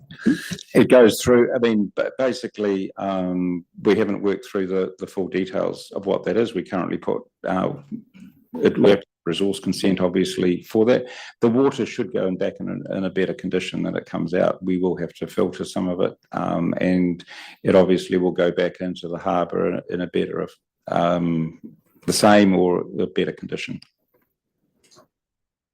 Thank you. And then this next one's probably a bit uncomfortable for you, but I don't mind uncomfortable. You're obviously aware of the public concerns about the reserve being used for this project.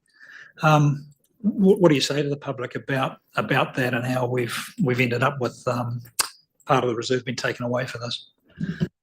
I think we went through a very long consultation process. We began the process looking for sites in 2011-12. We've worked with the city, we've worked with other players to be able to find what is the best possible site to deliver this. So it's not true that we haven't looked very hard at other sites.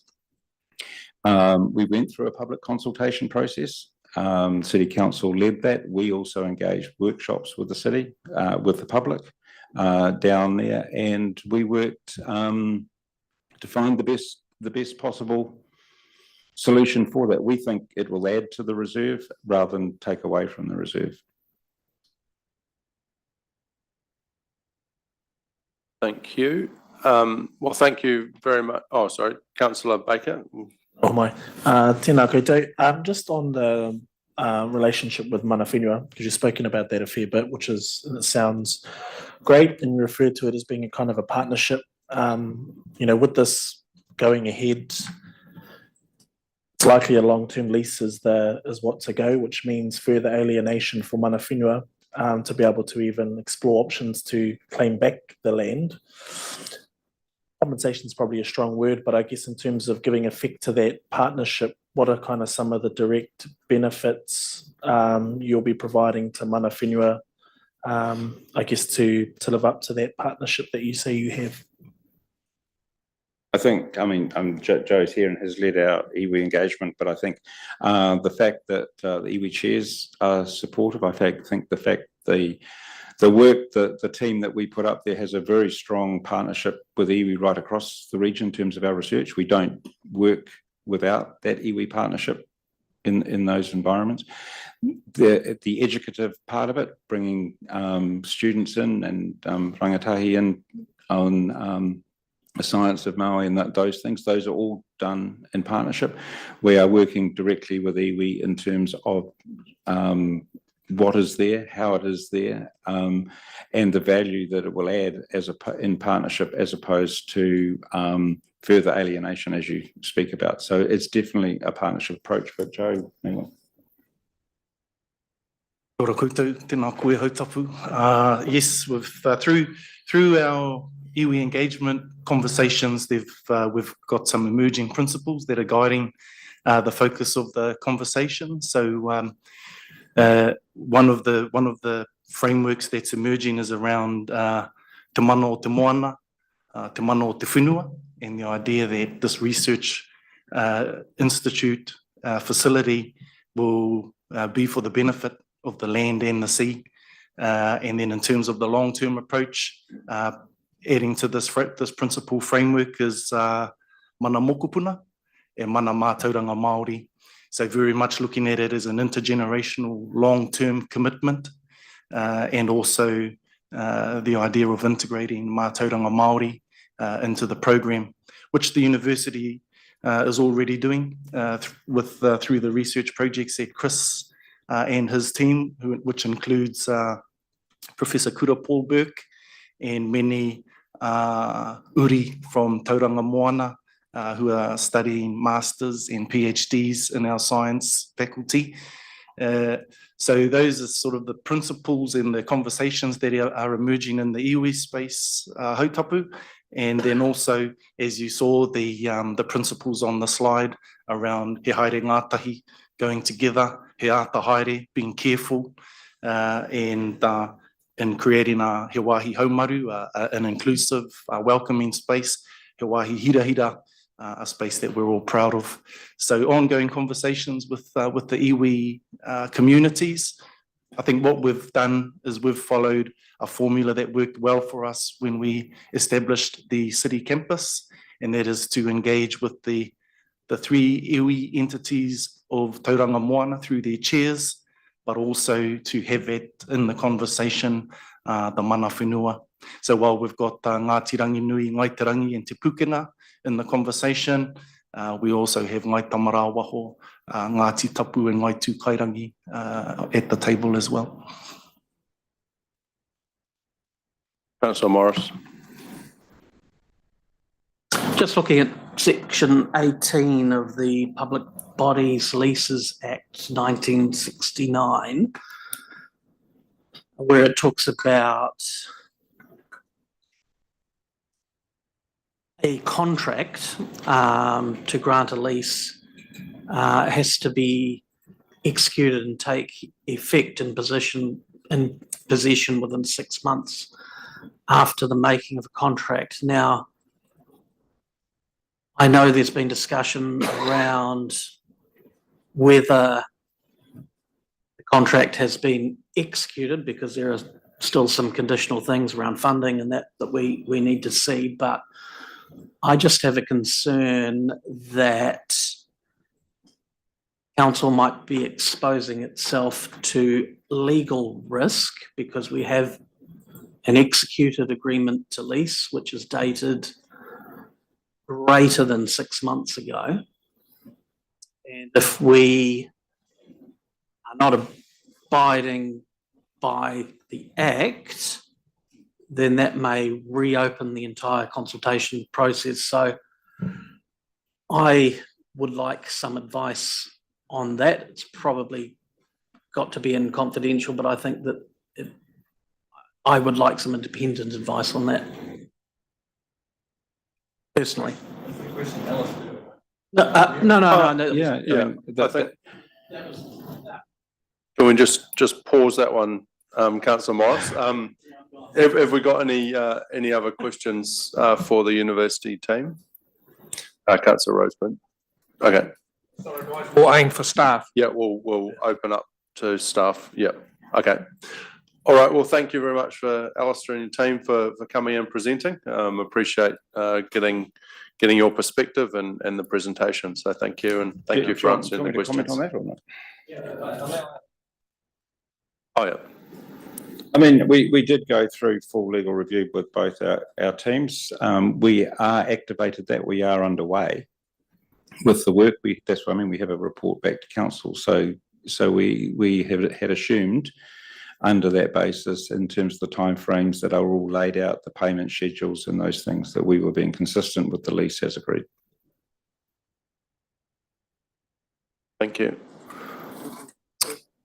Now I would like to open up to any questions for staff. If anyone has any questions for staff, maybe. So, Councillor Morris, you've obviously. Yeah, no, I personally think we should get some external advice on that because I think it is a risk to the decision. So I think we need that. I know we've had internal advice, but I'm not wanting to impose my wish for external advice and cost without the comfort of the council, but that's just my view. Okay, we can consider that as we go. Have we got any questions for staff? Councillor Scholar. Thank you. So just on that regard, just in terms of the legal advice, reading the lease, I didn't see that. I haven't seen, I don't think, maybe I missed it, that there is, where both parties have got their own legal advice, and it would be good to even have our internal, however our internal legal process works, it would be good to have that information. I'm a little bit, my colleague Rick raised something that's made me a little bit nervous in terms of that promise of delivery, because I believe we are having to promise 99 years of a lease that's not hugely financially a big return of some prime land, and the university's comment that that's not, they can't promise if the funding's not there to get the public facing.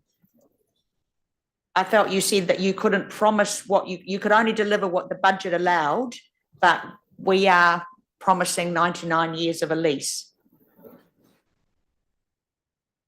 I think, Jean, what I was saying is you wanted exactly what was in those diagrams. I'm saying that we're committed to having the public engagement space, not exactly what was in the concept drawing. So I'm with the universities committing to that. We're not.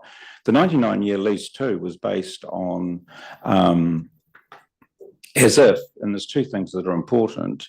One is it was tendered. One is that we have had lots of external advice. Both internally and from Simpson Greers and from City Council. That's why it took a year from the lease to the actual agreement. There was quite a long process to go through that. The other part of that is the 99-year lease was based on a commercial valuation of the land. So it's not a cheap lease. We're paying as if we're a profit-making organisation. We're not a profit-making organisation. So I think that assumption in terms of the valuation is really important to state that, you know, we're a Crown entity. We're not actually a profit-making body, but the interpretation for the value by the valuer was based on that. We didn't dispute that because we went into a tender process. So the valuation was at 1.2 million, which is on freehold basis. We're paying 1.2 million for a 99-year lease, which is normal practice. So I think we have to be careful about that as well. So, you know, it is also reclaimed land. In terms of value, we will probably have to sink more into the ground to build it because of the type of land. You couldn't build anything higher than that. And I did see that in the lease that is at your cost. Yeah, I mean, you know, there's obviously contamination remediation, but the lease is actually very complex and it's not a normal commercial lease in terms of the compliance on the university. The overhead to the university is not insignificant in terms of meeting the terms of the lease. So to say it's not commercial, I think that is, it's difficult because, you know, I don't think you'd find a commercial entity entering into a lease like that. Thank you. I'll take that back then.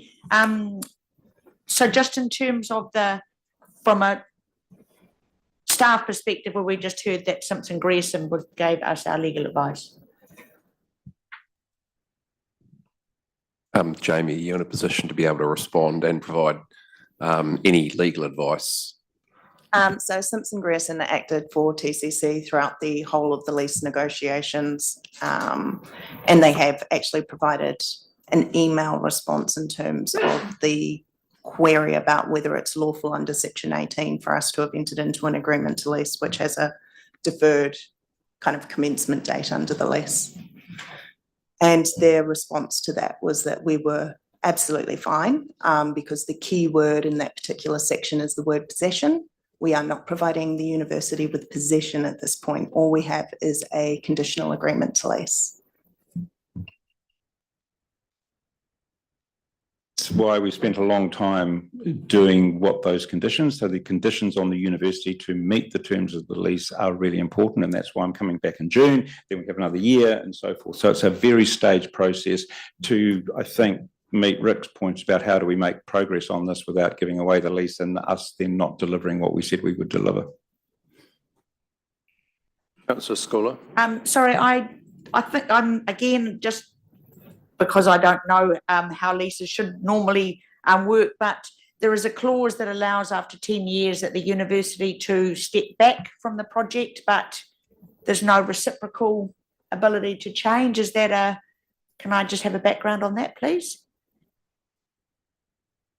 That's right. In the deed of lease, there is an early right of termination in favour of the university. So after the first 10 years of the term, the university does have the right to surrender the lease.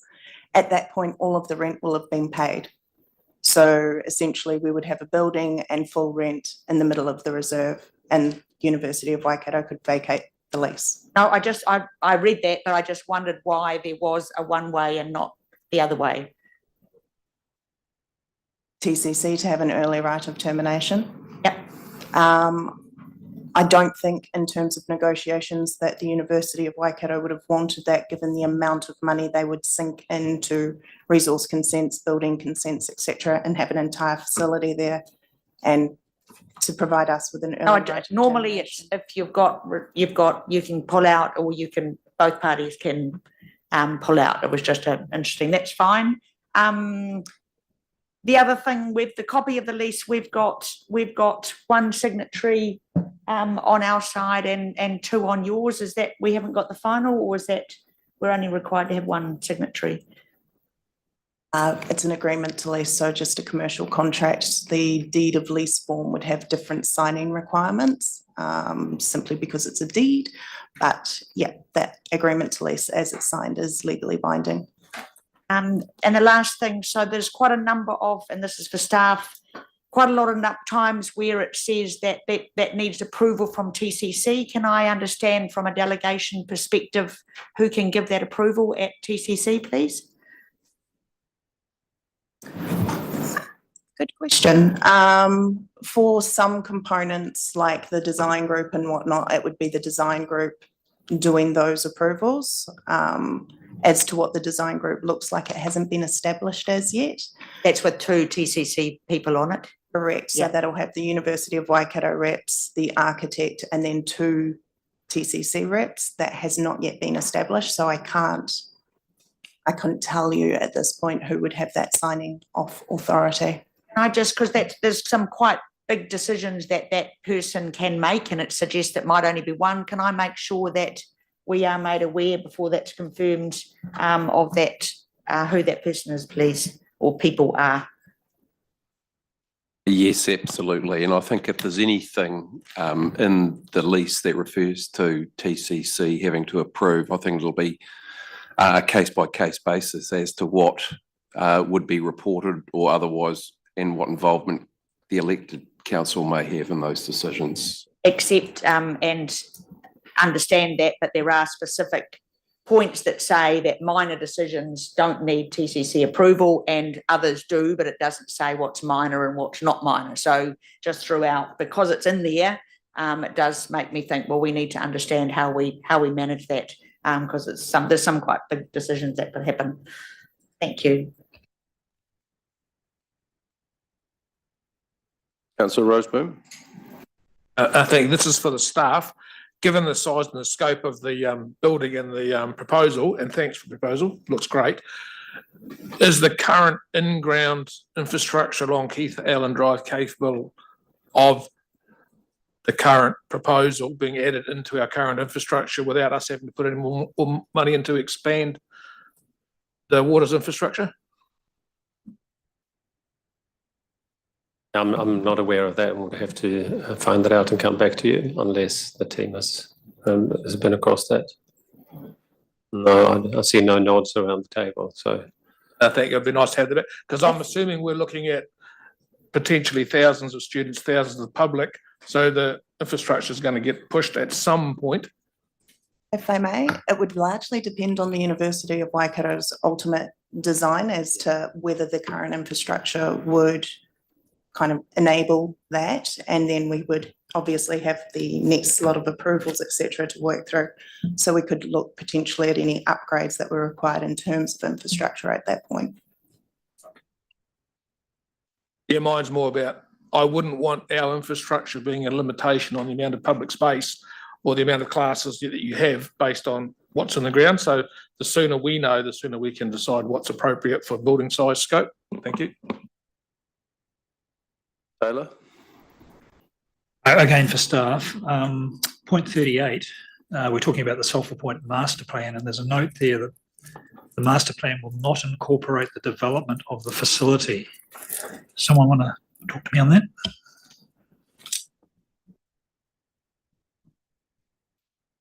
I think what that's inferring is that the master plan isn't sort of giving any reconsideration to the facility.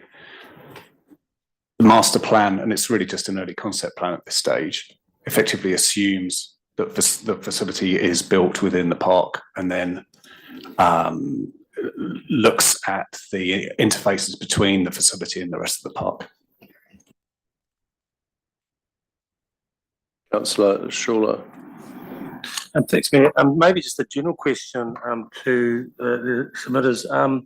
Just in terms of Area 1 and the size, I think it's 7,000 square metres, and in terms of your research or understanding of what's happening worldwide, in terms of future proofing, I mean, is that a big enough area, or, you know, is this a thing where the building could be extended or enhanced, and is there enough scope or space within that area for that future?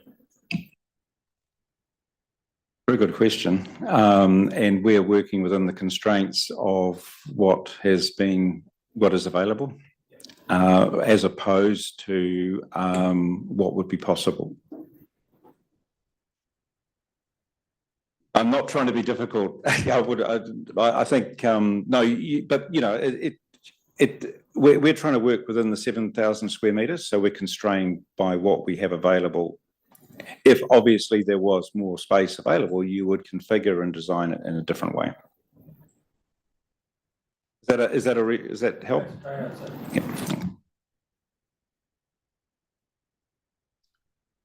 Right, is that Councillor Crowther? Yeah, did TCC undertake a cost benefit analysis from our perspective? And if, well, either way, what is the total cost to Tauranga City Council, to people of Tauranga, from the deal. So that's sort of the internal costs, the external, valuers, consultants, foregone revenue, if there's any potential rates. I don't know what the story is in terms of the existing facility. And I guess I'm just looking at how that stacks up in terms of the 1.2 million. To my knowledge, there hasn't been a detailed cost benefit analysis to look at that. Obviously, it wouldn't be a rateable site. But unless the team can say any further, I'm not aware of that. As was mentioned, it's at a market rental value though. Follow-up question. Is there a reason TCC didn't get a second valuation? That seems to be, from my observation, sort of standard procedure for most of the deals we've seen. Is there a reason we didn't do that? You're right, we didn't get a second valuation. I think at that time that they were looking at leasing this particular land, we didn't have policies in place that would have required a 2 valuation scenario. What we also had is other valuations for various reserves within Tauranga, which looked fairly similar to what we were getting on Marine Park. So that probably gave them the certainty to move forward with just the 1 valuation. Can I get confirmation from management that there was, I understood the policy was in place then, but is that not correct? I'm talking about the 2024 lease, before entering the lease in 2024. I'm not sure. I can't answer that now, but I guess the policy you're referring to is something to do with the park's lease of reserve land as opposed to the acquisitions and disposals. I think the decision with the rent was just made much earlier than the 2024 lease was entered into. Yeah. I'm asking, it was made, but there was a process. Yeah. Next question is the site analysis was that we've got, and we only just got it on Friday, but it's very limited. And I'm just wondering from a council perspective, like we heard the university say that they'd done an extensive assessment, but from our perspective, did we do a comprehensive look at all the sites around the whole of the city that could be relevant, including other land that TCC owned and including commercial properties that it could acquire for this purpose? The site analysis that you have was done at about 2017. So the sites that TCC looked at were originally just TCC owned properties. That was extended to look at any other suitable sites. I'm also aware that University of Waikato was undertaking its own research as well into various sites that could be used. The reason why it's somewhat more restricted is because of the requirements for the direct access to seawater, the quality of the seawater, and then the size of the site that was required. So ultimately it narrows down the pool pretty quickly. Where there was a marine precinct as well. The other question was the Minister of Conservation said in 2020 that no assessment of alternative sites had been undertaken. So was this site selection document that we now have finally, was that provided to the Minister of Conservation? Yeah, I will answer that because what you got to remember, the minister gave her decision based on those criteria, which was against the advice of the officials, and I'm quite happy to do that. That was all provided to the minister, and the sites. She also didn't know there was a university in Tauranga at the time. And that's all I'll say on the matter. Final question: will the consent for the building be publicly notified?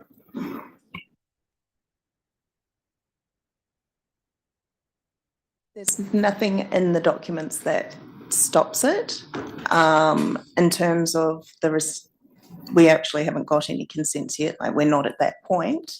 But it would just depend on the consent at the time. It would go through usual processes.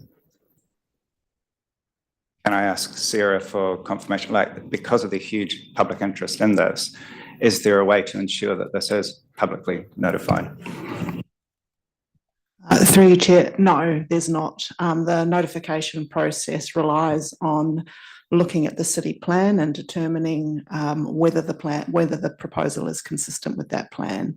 That can only be assessed once the full application is received and once the planners can determine what might or might not require notification. And that's it's a detailed assessment and planners are reluctant to make a determination on that even at the start of receiving an application, let alone when they haven't received an application at all.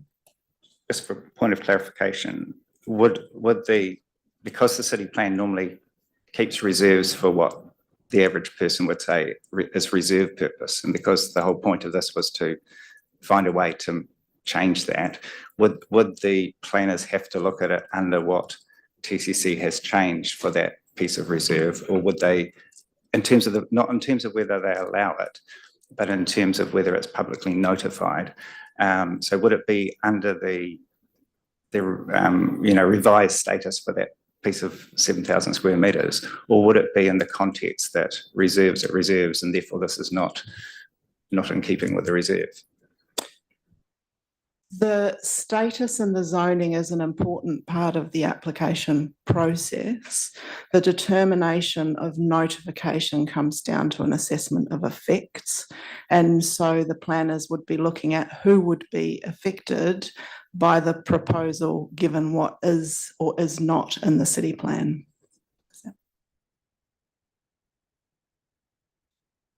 Councillor Schooler.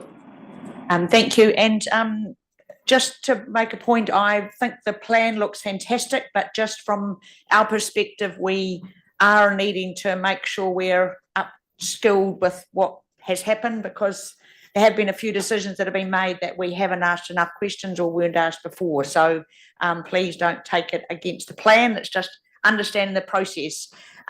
So just, Paul, you have just said there wasn't a detailed cost benefit analysis on this project. I did read, I believe, that TCC has to pay for the subdivision costs. So can you just give me a ballpark on what that might cost the people of Tauranga, and are there any roading or entryways that are also included as TCC or the people of Tauranga's costs for this project? Can I just have a ballpark figure, because I didn't see any notification in our information? We have no costing figures on subdivision approvals at this point. So the subdivision approval, essentially it's a subdivision because the lease is over 35 years, which means that under the RMA it's triggered as a subdivision. So the registration of the lease against the title creates the leasehold title. We will need to go through certain consenting processes to enable the university to register that lease. I have no costs on it at this stage. There's no roading, additional entryways or roading that needs to be done to allow this to happen? Currently, the reclassified area is actually a square within the square, which doesn't connect to Keith Allen Drive. So a vehicle access point will be needed to be created from Keith Allen Drive towards the facility. That would probably be done by way of right-of-way, which would be a construction issue for University of Waikato, with us assisting for the right-of-way easement. So the cost is not sitting with TCC? It's not. Thank you. Councillor Crowther.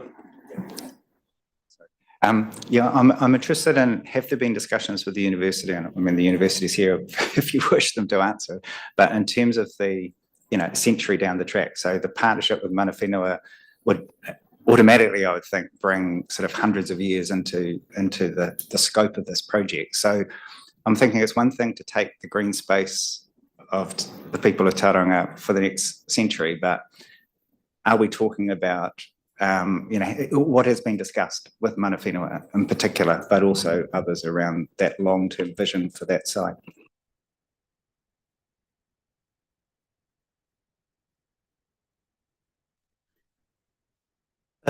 Conversations with Mana Whenua primarily are around the integration of Tauranga Māori into the curriculum, into the research and educational programs, but also extend into the early design concepts of the program also.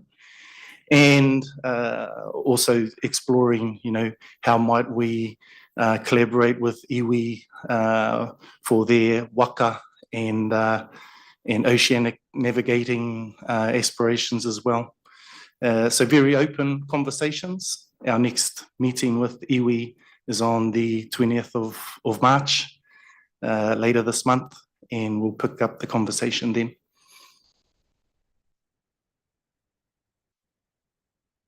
Right, thank you very much. I think we'll move on. So thank you everyone for your time and answering those questions. I will move the motion that we receive the report, background information, marine park classification. Have I got a seconder? Second with an amendment for your consideration, Your Worship. Okay, Councillor Morris. And the amendment would be a new B, which reads, request staff discuss the provision of replacement land in Kupurirua Valley, give me this one, with Bay of Plenty Regional Council following assurances from Bay of Plenty Regional Councillors and a Tauranga City Council resolution dated 16th October 2018.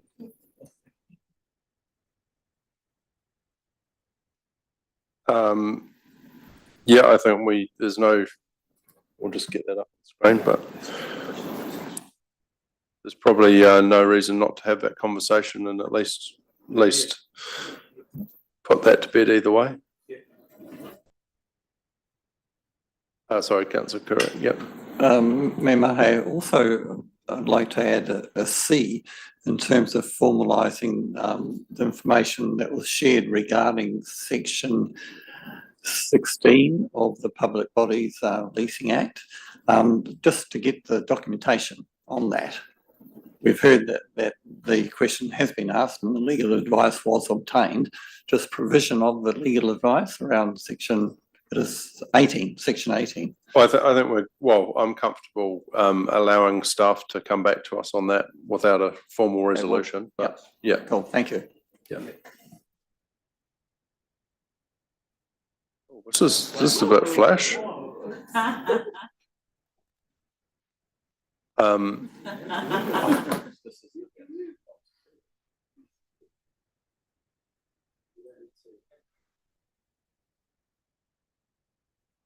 Yeah.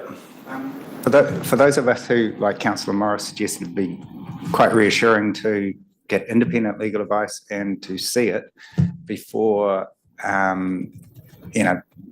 before implying in the public arena that that we don't have any other concerns about. I think that's the concern, is if the sequence goes in a different way, the public could potentially say, well, we sort of had it come through us, we waved it through. But if there is legal action, and we have had precedent for this, we know that. So, I have the equal concern to what Councillor Morris signalled. I'm just trying to get clarification of why we can't see that first before we do anything on this. Well, we're receiving a report, and if there's any other action required, then that would be a different report. So I'm very comfortable that we're receiving the information now, and if there was something that came up, that would be another process to discuss that and make any changes. Is there any other discussion? Yeah, Councillor Schooler. And this is something I've talked about before, I don't feel the executive summary was a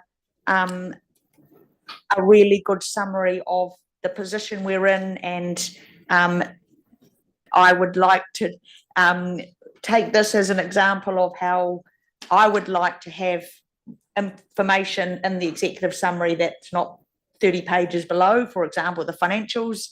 And I just think it's just something that I read the papers and a few days ago and then yesterday just wanted to get a summary again. People that are trying to read the papers to be the people of Tauranga up to play.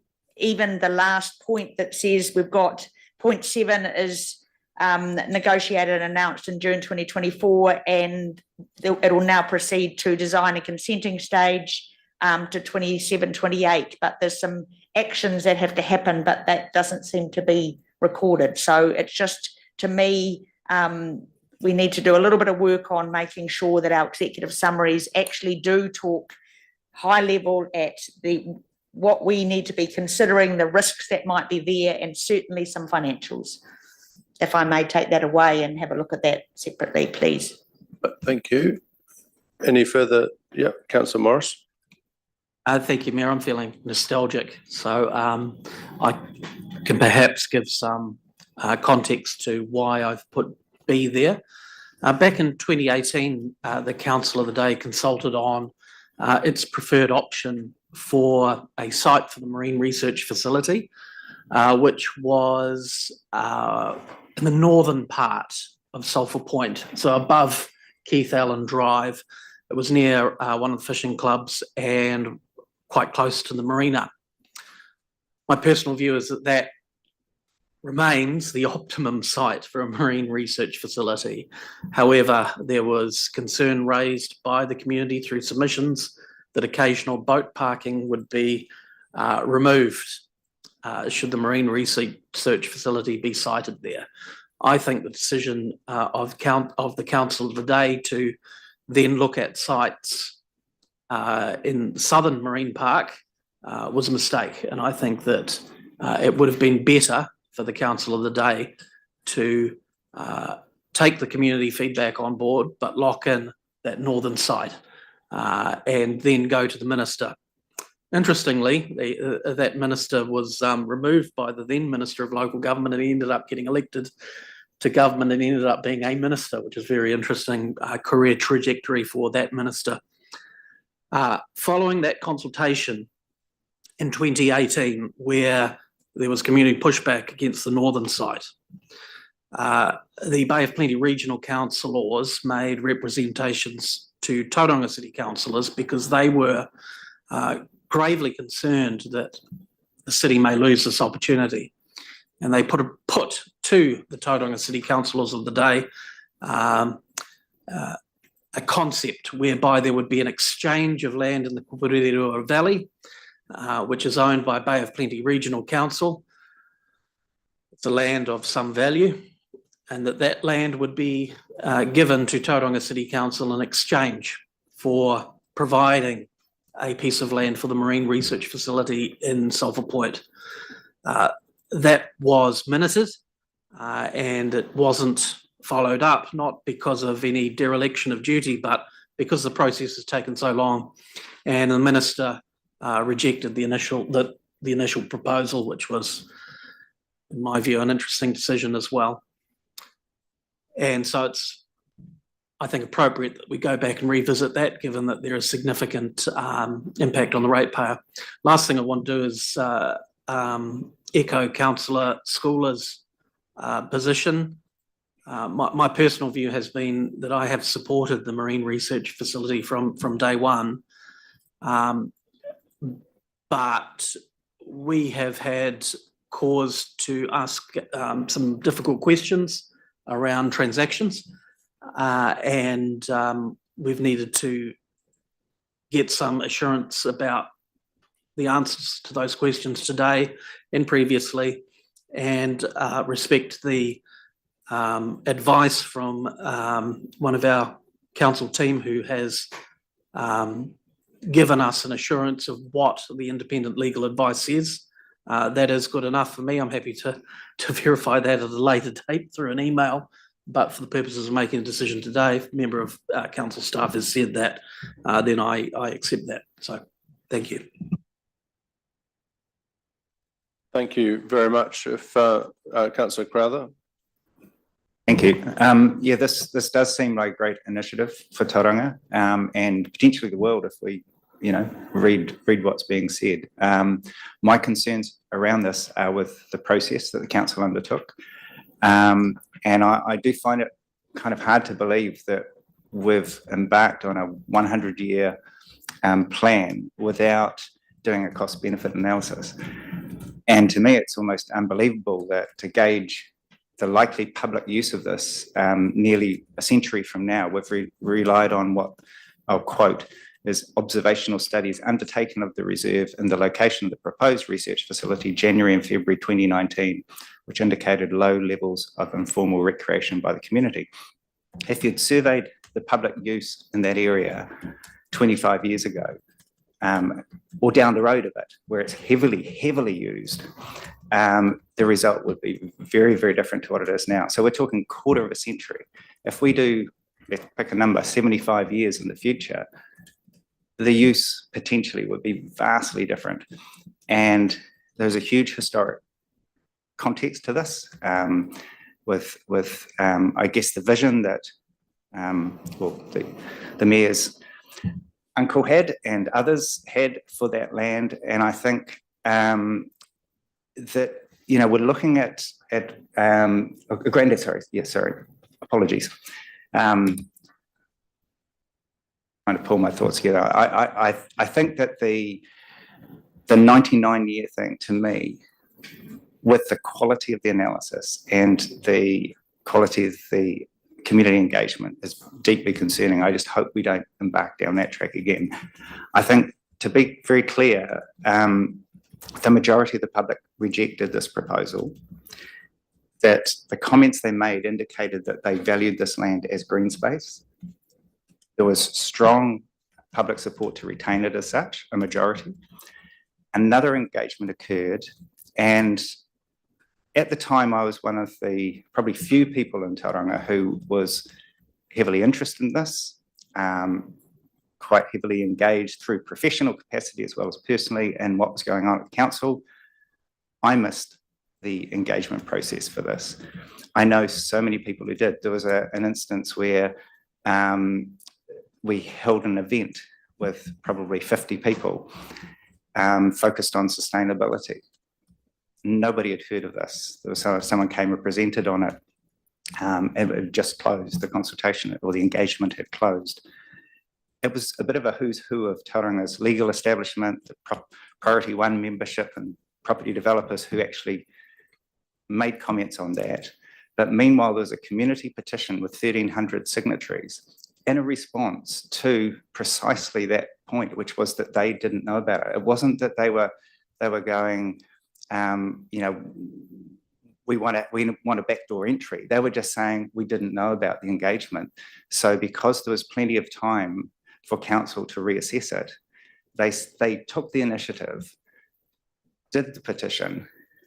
There was a guy who actually went down and spent a lot of time down in that location and surveyed a large number of people there as well. So all of that, to me, should be taken into account by council as it assesses it. Now, I know we didn't make the decision. We would probably do different things. But to me, we're the governance of this. And we have to acknowledge that the commissioners were, in my view, totally disrespectful to those people, to those thousands of people who, in various forms, had tried to engage on this. And I think it puts a very bitter taste in a lot of people's mouths around this. And I have a big concern also around the secrecy around it. We all knew it was University of Waikato. It was a tailor-made solution. It was a fait accompli that it would happen. And then the final straw for a lot of people was that the council refused to all the university, whoever it was, together, did not release information. That even right down to the last time we were going to hear this a few weeks ago, where the proposal was to keep the $1.2 million details, which had already been made public on our website, to keep them in public excluded until 21-23, like nearly a century from now. So I can't stress enough how concerned I am about this process. I do think that it's vitally important that we actually deliver collectively with the university something that people buy into. And I think a publicly notified consent is one way to ensure that people do have a bit of a say of what goes on their green space. It's still a reserve. It's still for the people of Tauranga, and they need to have a say on this. Right, thank you very much. If that ends the discussion, I'll put the motion to the council. All those in favour? Those against? That motion is carried. Thank you. We are overdue a break, so we'll actually merge our morning tea and lunch into one.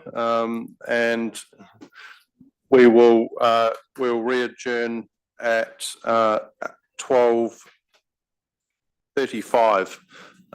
So we'll be back at 12:35. Thank you very much.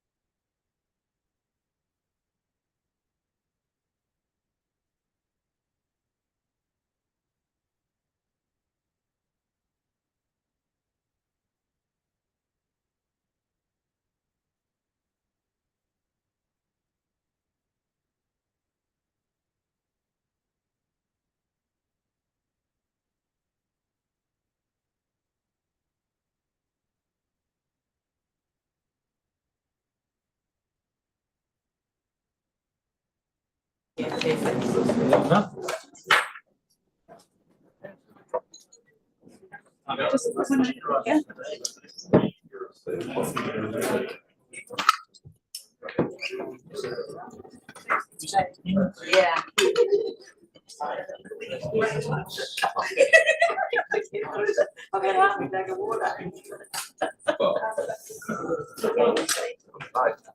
See what you can do.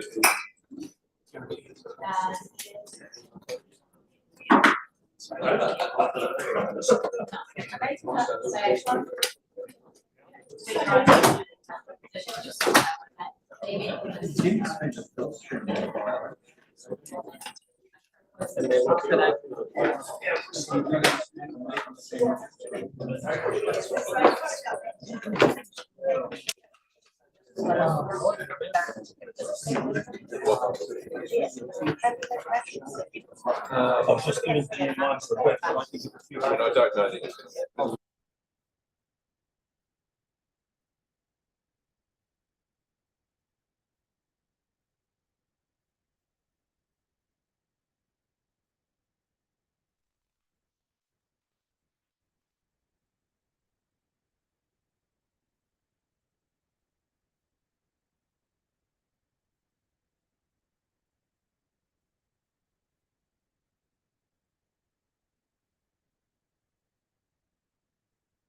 Re-adjourn.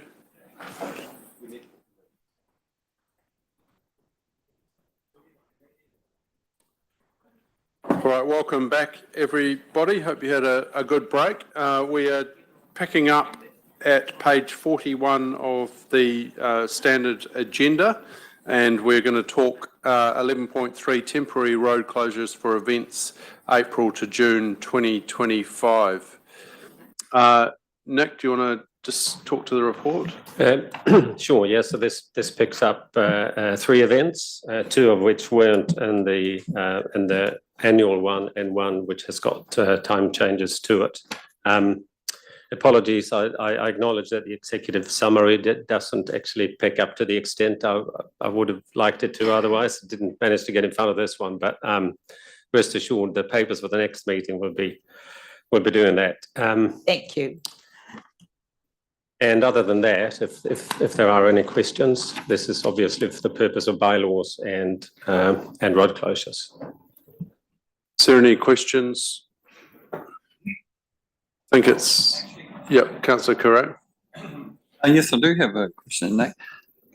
Recently we went down to Pilot Bay for a picnic on a Friday evening, and there were cones set out there to restrict parking. It was for an event the next day. Are there certain timeframes which maximises community access when the event's not on, in terms of, in this situation, there could be a requirement to set up early on that Saturday rather than the Friday afternoon? That is generally the case. So we look at what the restrictions are for that prior to the closure as well. So that it needs to be managed within time constraints. Yep. Yeah, the point is that they can't just get in whenever they like and close off parking for the purpose of preparatory work or whatever. So that's all part of the arrangement. Any further questions? Councillor Taylor. Sort of related to that same subject, Nick. The cost to close the Strand, for example, for the Jazz Festival, I understand is quite a significant cost. Have we had a good look at what they're charging and whether they're overdoing it, perhaps? Look, I don't know what's involved. I have no idea of the background, but just the feedback I've got from a couple of people that are close to the action was that it was a very significant cost to run an event like that. Yes, so that particular one, I'm not sure. I would have to ask Jenna if we have, or Sean if we have challenged that, but I am actually aware of other instances where we have found that the road closures for events was a bit steep and have asked the organizer, because they pay for it ultimately, to challenge that. They asked us basically if there was anything we could do in terms of rules and regulations to lower those costs, and a couple spring to mind. So it's not unusual that we do that, challenge assumptions on or pricings on those costs, but in this instance, I'm unsure. Kia ora. It's a challenge across the industry for events, and I think other people with traffic management costs. So yes, it is expensive is the answer. Just clarify, do we deal with them on behalf of an event organiser, or do they deal direct with the? They deal direct. They get their own quotes and their own supplier. But our transport team do give advice and have a list of providers that they can get quotes from, and that are here local companies, but they do use some companies from out of town as well. Sorry, Jenna, I might put you on the spot here, but we've just had Children's Day, which was, fantastic success. Do we have any idea of a quantum of the traffic management for that event? That is something I'll have to double check with the team, but I have, because there's the other thing you have to do with the traffic management when you've got people on the road is hostile vehicle mitigation, which is also another cost, and that's due to the crowded places strategy that the police put in place. So events where they have large crowds of people have the road closure, traffic management costs, but then also a barrier system that can stop any vehicles as well. But I have to could we just get that information sent to EMs just around what that costs, and it's purely as a understanding, which then maybe leads on to my next question, Nick. My understanding is there's been a proposal or proposals for bollards along the Strand. Is that your understanding? I think Gareth might be able to talk. Oh, Sean's got it. Sean, thank you. So bollards around the Strand, along the Strand to help with that. Yes, so my understanding they'd come up and close the road. Yeah, so retractable bollards are relatively expensive, so wouldn't be part of a retrofit into the current Strand environment, but part of a future Strand upgrade that we'll be talking about as part of a public workshop, I think on the 3rd of April. Okay. There's no plan at the moment around that, or I have heard it talked about. So. There are some very high level plans there. We are having a workshop early next month to go through what level of investment is appropriate. Okay, no, that's great. And I guess along that line, if we have those traffic management costs, it might be a good sort of comparison as to our way forward. Councillor Baker, do you have a question? My question. Okay, thank you. All right. Oh, sorry. You wanted to say something, Nick?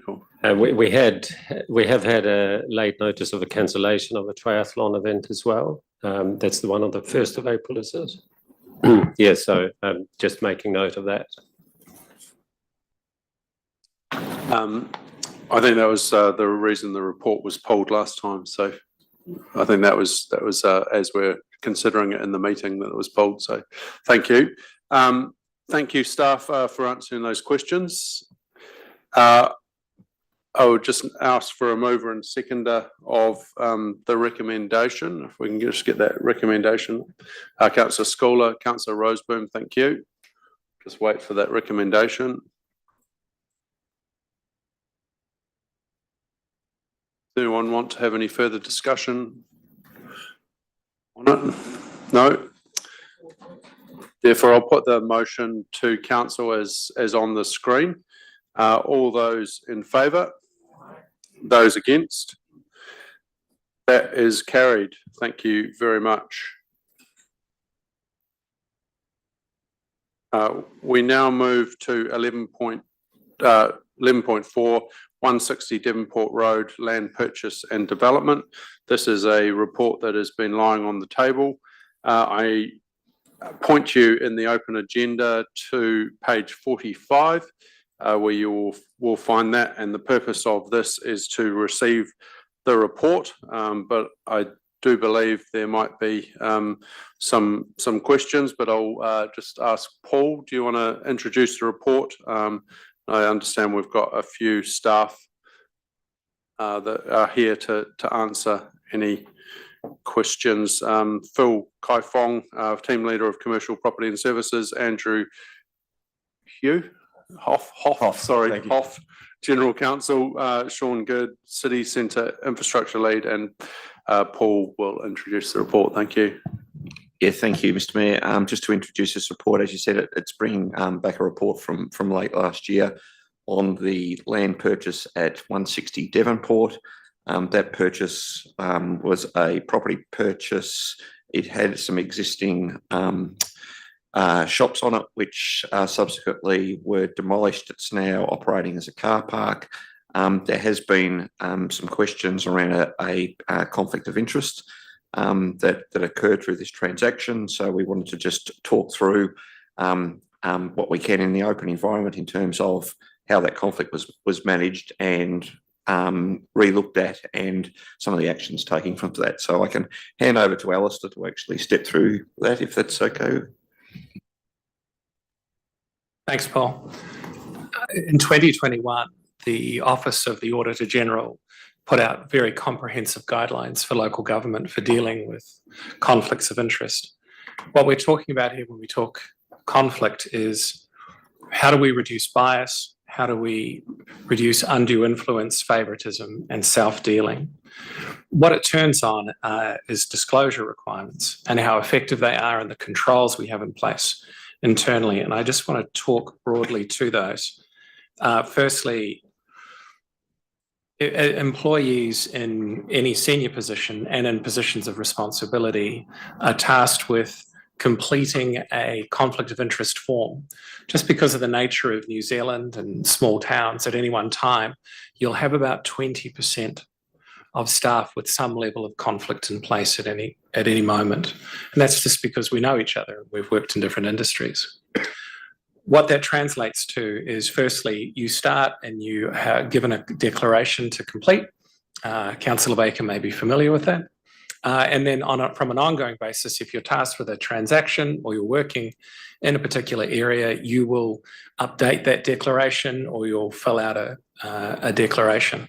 The reason why we know it works from the metrics perspective is the volume of declarations that we have. That's the first measure.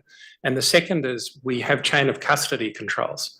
So, for example, if there is a document that relates to a conflict, that individual, we can track who accessed and opened that file at any one time. So we know if those conflicts have been breached.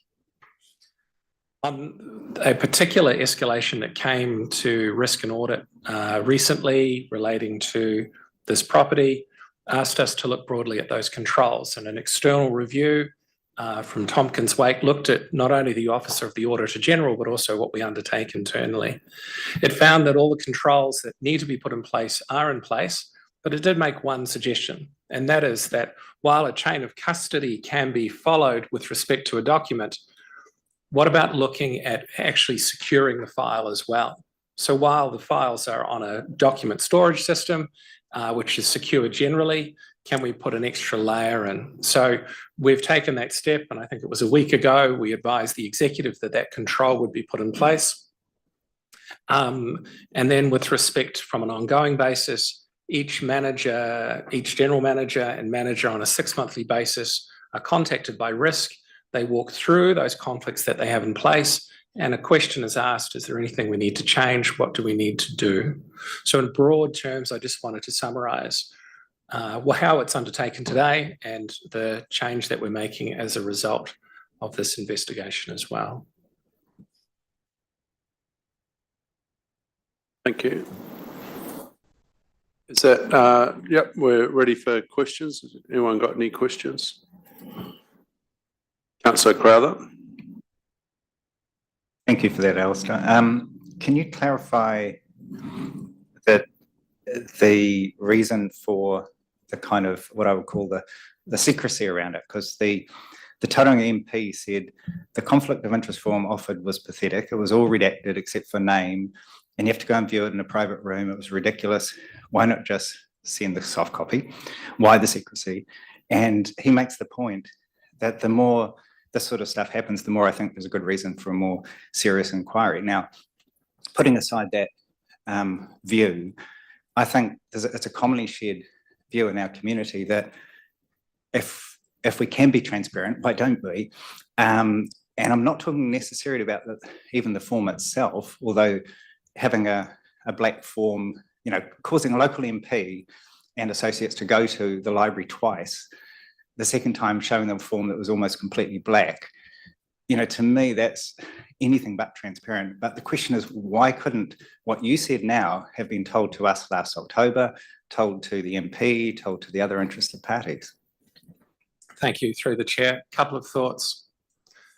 Firstly, when I talk about 20%, if I own a property in another suburb, or if I have an interest because my sister runs a business in the middle of the city, that goes on to the conflict of interest disclosure. So there's a lot of personal information that wouldn't necessarily be appropriate. And at the moment we start to put that out to the community, we do run the risk that staff may withhold. But yep. Secondly, why wouldn't this information have been presented earlier in October of last year? Yeah. How long were you in the job in October? I mean, I was just trying to work out from an induction perspective and the level of information we give you, because we could. Sorry, to be clear, when it came up at the meeting in October. Oh, when it came up at the meeting. That's a good question. The process probably was probably very confidential. It was very fluid. I would imagine there wouldn't have been any issue with sharing it at that point. This process has been in place for many years. I can't tell you why. It was probably because we were reacting to what's in front of us. Going forward, in terms of the level of public information that we can put forward on disclosures, balancing that privacy versus public confidence question, I think you're right. I think how do we get the right level of public information out at the right time? It's a question that we want to get better at. I think councils have perhaps a more traditional view of what level of information we put out. This one's harder, I think, in terms of the information that we hold. And I'm open to comments from other council colleagues here. But at the time, you're right, maybe we could have talked to you about the existing process in October. Is just because the paperwork's one issue, the other is just clarifying, you know, for the record for the public record, you know, without disclosing any personal information, you know, who actually approached TCC about buying the property, what date did they do so, and did the former staff member have, notwithstanding the conflict of interest form, but have anything to do with any of that process? Because I think that's what's in the public, that's the questions that have been raised publicly around it. So to be able to sort of answer those would go a long way towards the transparency of it. Paul just reminded me that part of my answer might breach the fact that we are currently undertaking legal proceedings. But in terms of the answers that I can provide, I'm sure we can get that to you on a confidential basis offline.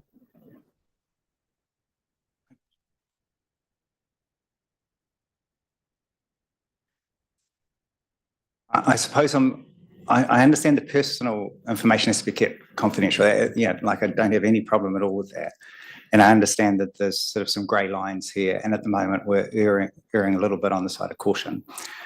But in terms of who actually, like, that's one matter. But the other matter is who actually approached TCC, because it's quite an unusual thing to spend ultimately $12 million of public money on a property because someone came along and said, hey, how about we do a bit of a deal on this? So there is a genuine public interest in this, to the extent that MPs are interested, you know. So I think it'd just be helpful to tease out what you can say and what you can't say.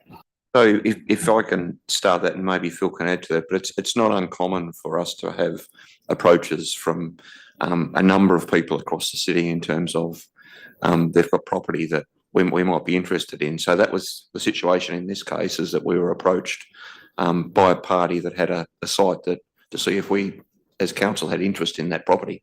And that's a very common thing for us to have happen. I meant for one who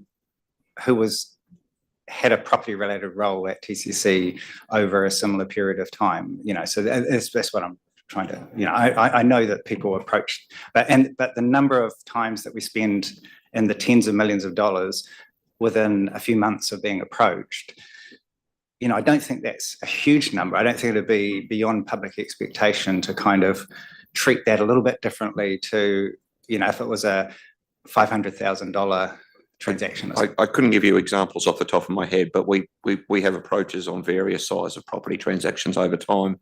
And then as we work through that, if potential conflicts of interests arise, we work through the process that Alistair's outlined in terms of dealing with that conflict of interest. So, which is what occurred in this situation. Alistair, just had a point of clarification. I'm just interested because obviously as elected members, we fill in a pecuniary interest that obviously is made public. So like, what's that definition between staff and elected members? Is that a legislation? Or I think I'm getting a nod from Coral, who I'd normally look at, so the answer is yes. I also, if I may, Glenn, you talked about the form as well. My understanding was the MP in question requested a copy without any, just said, can I have a copy, please? We have a conflict of interest form for all staff, and then we have a specialist one for folks who have more position of responsibility. The one that was originally sent was the generic form. So whether I'm working in the library or I'm just a general employee, that's the one that I'll fill out, which was the one that was received. When it became clear why the request came through, then the correct one was provided. I think the email you're referring to, Coral, I don't know if you want to talk about the distinction between pecuniary and... No, she doesn't. that's fine. No, it's just understanding that. Yeah. So no, it's legislation. That's good. That's understood. Yeah, Councillor Morris. Thank you, Alistair, for going through that explanation. I think that's really valuable in terms of assurance for the community around what sort of controls we have from a risk perspective to avoid any perceived conflicts. Just want to be really clear. Are you able to answer in a public environment the question, and it is just a question, so I'm not asking you for the answer unless you can give it. Are you able to, in a public environment, disclose whether someone who is a related party who was working at Tauranga City Council made the approach to Tauranga City Council about the property in question, or is that something that you would prefer to answer in confidential? I'll give you the best answer I can. So outside of the normal controls that we have in place, the ones that I referred you to, an independent assessment of this transaction was taken. Someone who has no pecuniary or other benefit to be gained, looking at the initial right through to the close of the transaction.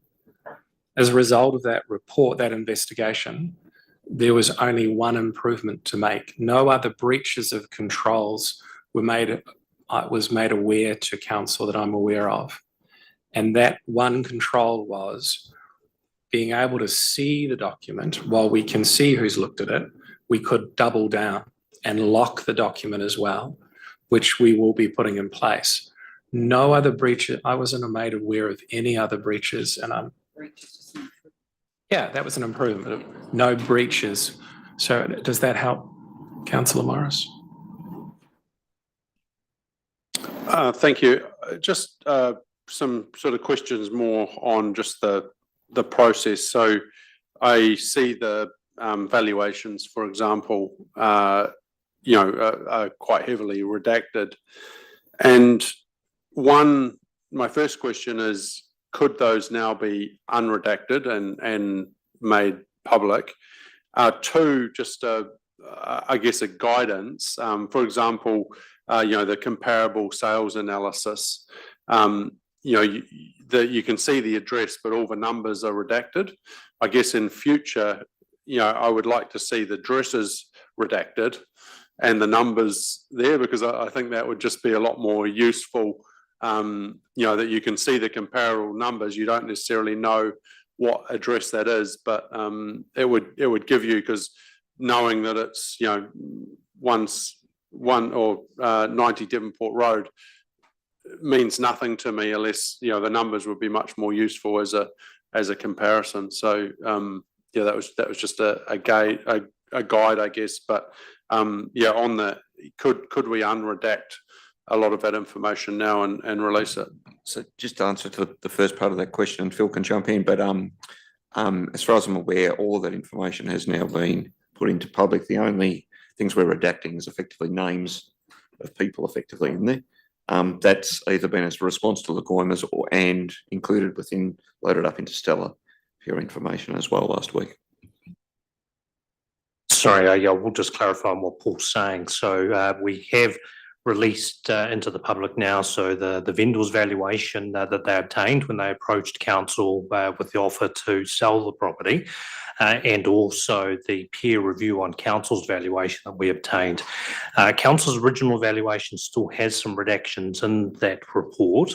As I understand it, when they were initially approached with a request to release that report, they asserted proprietary rights to that information.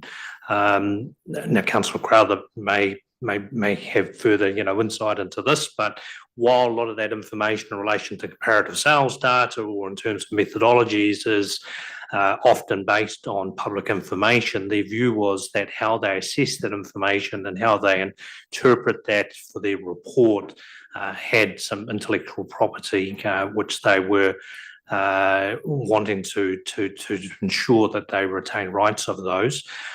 We can approach them further and we can just obtain some advice in terms of whether that should now be released in full. I guess my guide to that is, if you want to work for council, you'll be available to open up your information, because that's effectively, I think it's an important right, and I can understand their reluctance or whatever, but that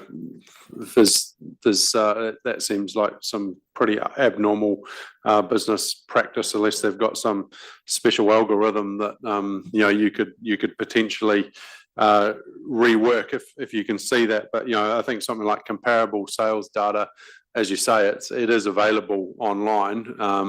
If you don't identify the address, but at least give us the numbers. If you have that information, for example, a sale has not been released publicly online, that might be a reason, but I don't think they can call the square meter rate and that sort of thing proprietary.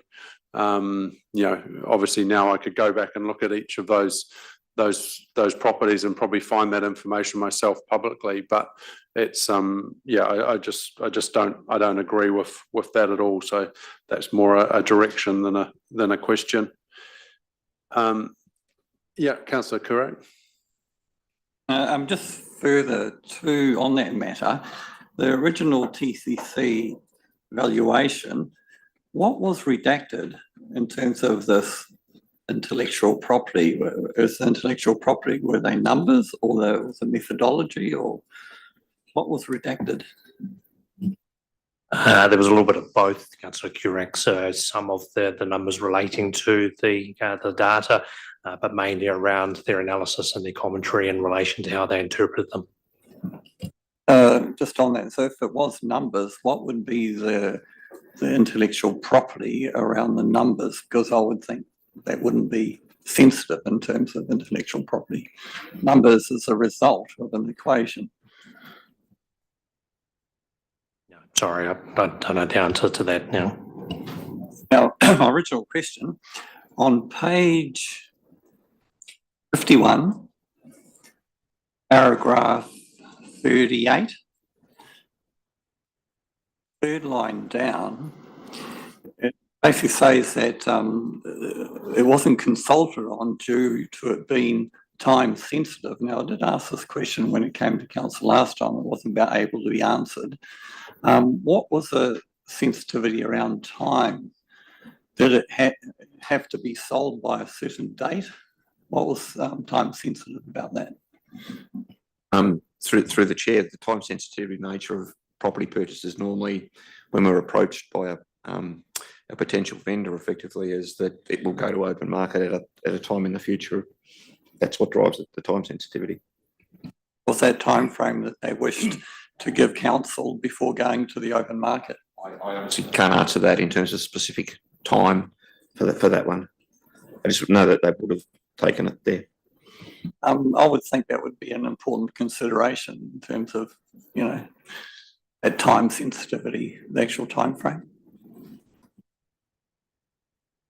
Consult, it would have been a certain demand from the seller. If you don't conclude an outcome before a certain time, then we'd go to open market. There would have been a time stated, one would have thought. No, sorry, I can't give you a time frame though. At the time, that was just noted that they would take it to market if we didn't respond, but there was no time frame. Councillor Schooler. Thank you. Just and I think we have made it. We have shared it a few times that we are going to be starting to set baselines against which we're going to make measurements of progress or otherwise. And so just in terms of, there's quite a lot of numbers in this report talking about the number of the revenue from the car park, and talking about it was estimated that it would get 80% usage, which created a forecast which we haven't come under. I mean, can I just ask, please, when you are putting numbers in reports, and I'm talking about section 20, for example, we do need to please give us the benefit of, we're learning and we're needing to understand, and we want to be able to ask constructive questions, but it's just so much better if we know that are all car parks in Tauranga expected to meet 80% usage? Is that where the 80% comes from? That's question one.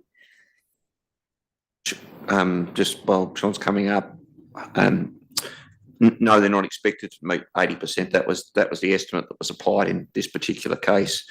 I'll be open to say that what I would say anecdotally is, whilst we've got good car parking on there, there's always going to be some displacement that occurs of other car parks as well. But no, there's no hard or fast 80% rule that I'm aware of. So our parking strategy calls out a desire to get 85%, which talks to it gets best possible utilisation while there always being a free car park, so somebody can go to the car park and find a car park. This the 80% occupancy noted in this report was based on an understanding of what the cost would be and what the demand from a user would be based on that cost, which is how that was worked out. It's just that it was part of, according to this report, getting 80% of the car park revenue was part of the reason that this was a sensible decision to make. So from a commercial perspective, we've got the return from the existing buildings was 2.5 with 1.4% vacant. That was X. And then you've got the revenue from the car parks, which actually meant it was a feasible decision to make. But when the 80% sort of doesn't come from anywhere, it makes it hard for me to look at this and say, commercially, did this make sense when it was done? Or are these numbers just put together that make it nearly look as though it commercially makes sense? So I guess I need to be able to see those numbers, and it would be a great table to have to say, estimate when done, and when you did your quick and dirty, when somebody was saying time sensitive, we've got this great amazing thing that we can turn into a car park. A table of, this is the revenue that might come because we could actually lease out those. This is the alternative, this is the cost we're going to have, the 1.43, which became 1.83. And this is the loss we're going to have because we're not going to have the buildings plus. So it's just a table of costs are really useful. I will always ask for them, please. When we're talking commercial transactions, I know Paul's team and they're super competent. I'm sure they did that, a cost benefit analysis here. And So just please give us the benefit of the doubt and let us be educated, because we're starting to get a bit of a theme that we get most of the data now, but not all of it. And I do want to know, the income from this car park has averaged 15K. So where is that sitting on the 80%? You give 18% and then 15K, and I don't know how they relate. Take all those comments on board. Thank you. Sure, your team did the work, Paul. It's just how it's presented here. So, and it just helps us make our questions more constructive and to understand our business better. Thank you. Councillor Morris.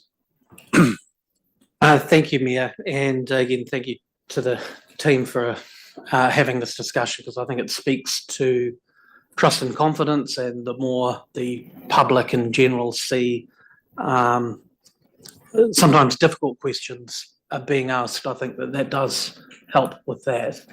That said, Mr. Mayor, I have a question which I'd like to ask, but I think that it may be more appropriately asked in confidential. So I'm seeking your guidance as to whether, I don't think it would take very long to answer, but I'm just seeking your guidance as to whether the appropriate time is to move that we go into confidential briefly to do that, or whether we follow it up offline somehow. But I think just from my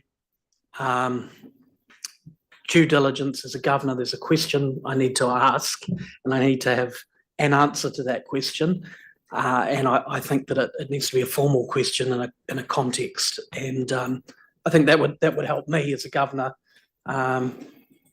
discharge my duty. If it's brief, I'll move that we go into confidential briefly.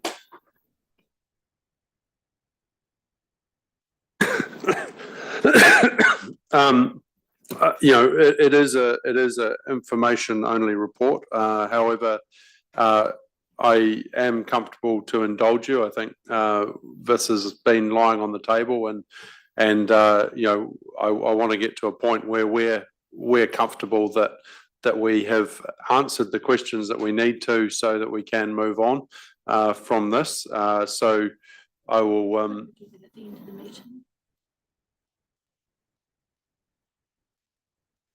Yeah, so I think we will. Councillor Morris has moved and Councillor Kurak has seconded that we go into publicly excluded. Is it about five minutes? Thanks. Yeah. So I'll ask that all those in favour of to go to publicly excluded. Those against. Thank you. We'll go into publicly excluded. If the public could just, and the staff could please leave just briefly. If you just wait out in the